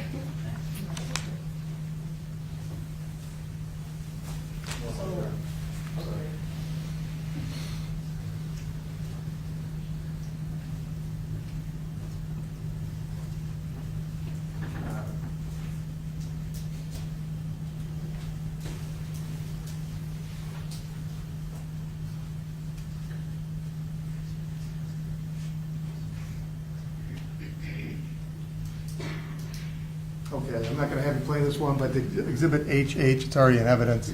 Can you tell the jury what that is?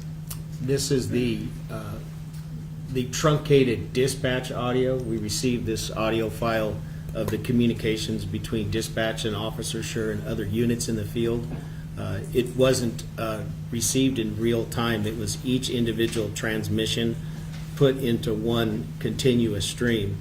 And for that particular exhibit, I took the audio from the synchronized video file and put that in an audio program called Audacity, and then I put silence in between the transmissions to match the timing of the transmissions in the synchronized video, so that when you listen to the dispatch audio, it plays back in real time. Okay, and we'll publish that at a time, Your Honor. And I just wanted him to explain what it was. So you don't want to publish that now, we'll wait until you recall. How long is it? I think it's 4 minutes long. It's up to you if you want to publish it now, that's fine, since it's already been admitted. Okay, if the court's okay with that, we'll just publish it now. If you could just play HH.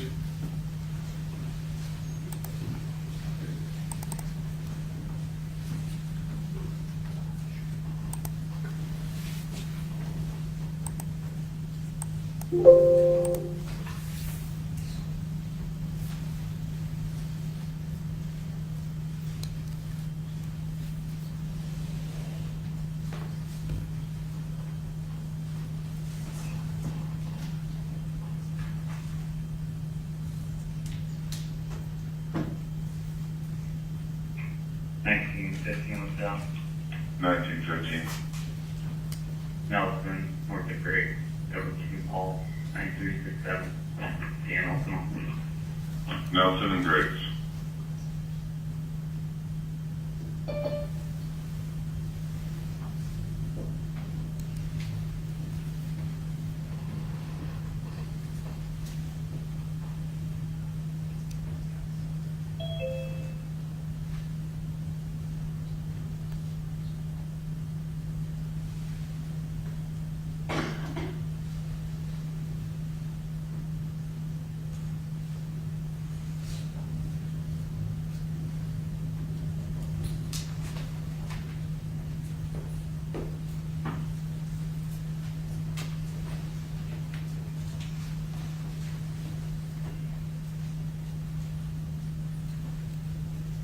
So we're hearing nothing right now.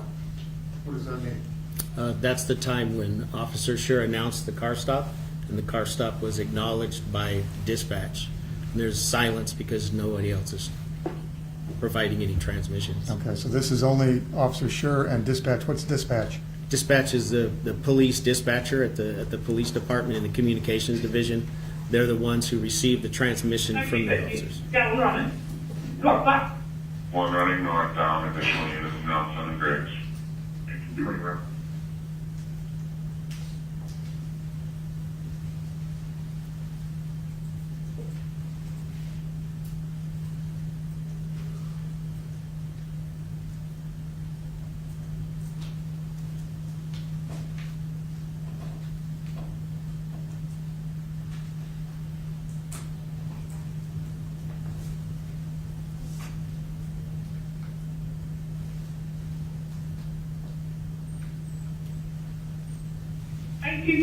Start some more cars.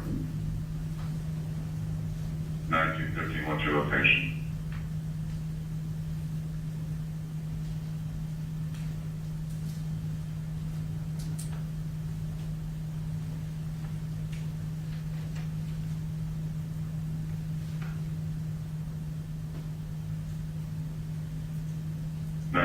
What's your location?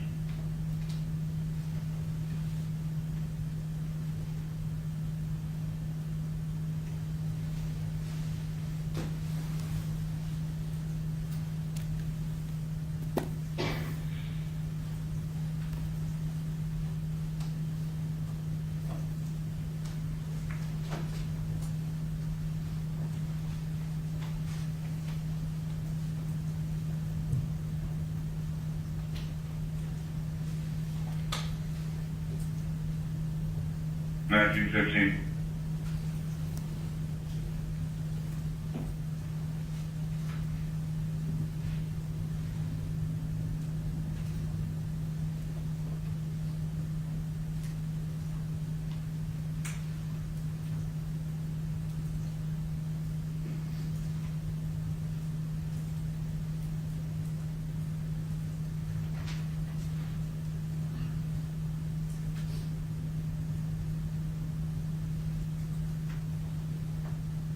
How many cars you got going?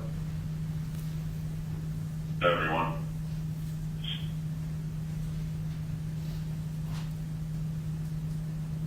Six in total.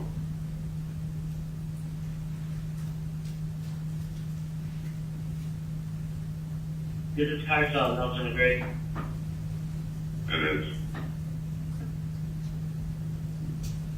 1915. I'll just involved in shooting. Nelson Griggs. 1915, 10-4, Nelson and Griggs. Starting my phone.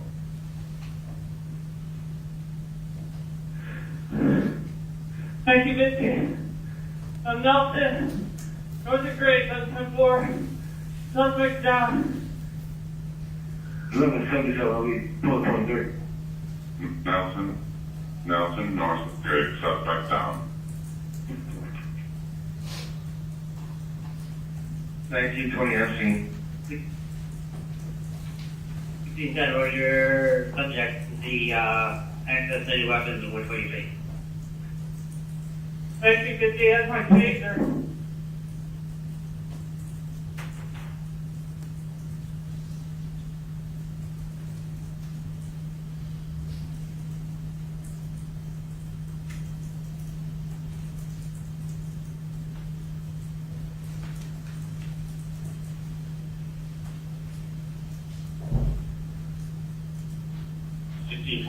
We're addressing one more.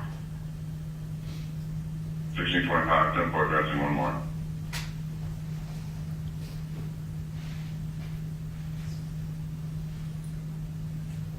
Why don't you start a couple ambulances, start the switch. They're on the way, mid one.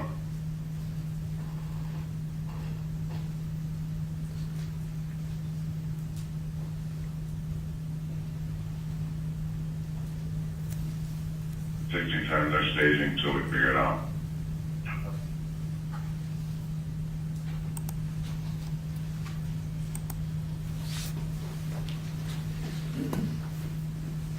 That's the end of Exhibit HH, Your Honor. And so I think the plan is for Mr. McFarland to step down but not be excused. Right. So, sir, you may step down at this time, and Mr. Becker, I'll wait and allow you to do cross-examination once they're finished creating those exhibits, and then I believe moving further admission and possibly publishing it for the jury, and then I'll let you do your cross unless you want to cross on what's been asked. I have no cross right now, so it depends on what he's going to present with his exhibits, but at this point in time, I would have no cross. Okay. All right, so then you may step down, Mr. McFarland, and have your next witness. No, we need a break. We're not ready to call someone right now, but we thought we had done by half hour. Oh, okay. Sorry. Okay, so, I guess we can have for lunch now? If that's okay, Your Honor. I know it's a bit early. Maybe people are hungry. Okay. So then that means we start back up earlier, because we still have the same hour-long break. There's also, you have a question for the witness?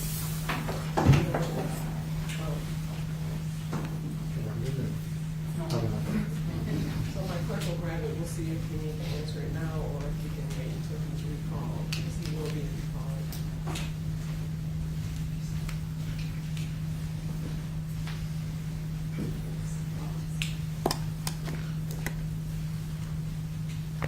Oh, I think this is a fair question that.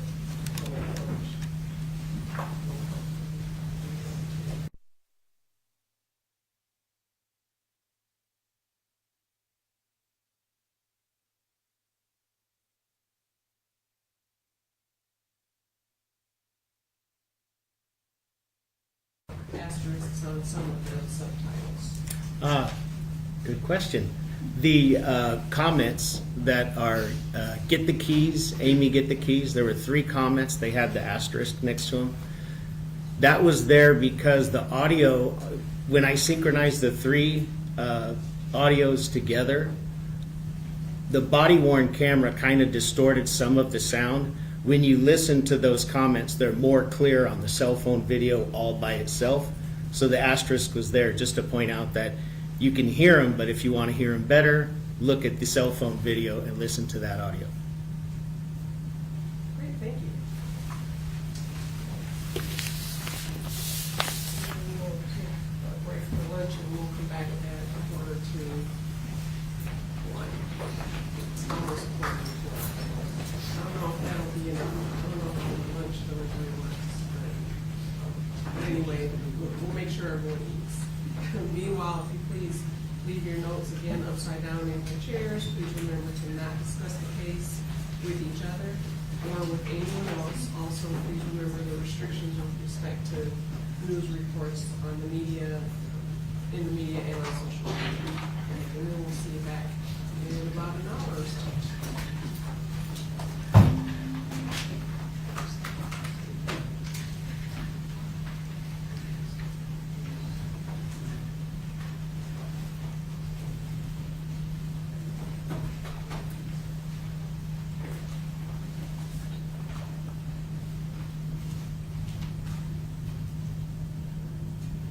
Thank you, you may be seated.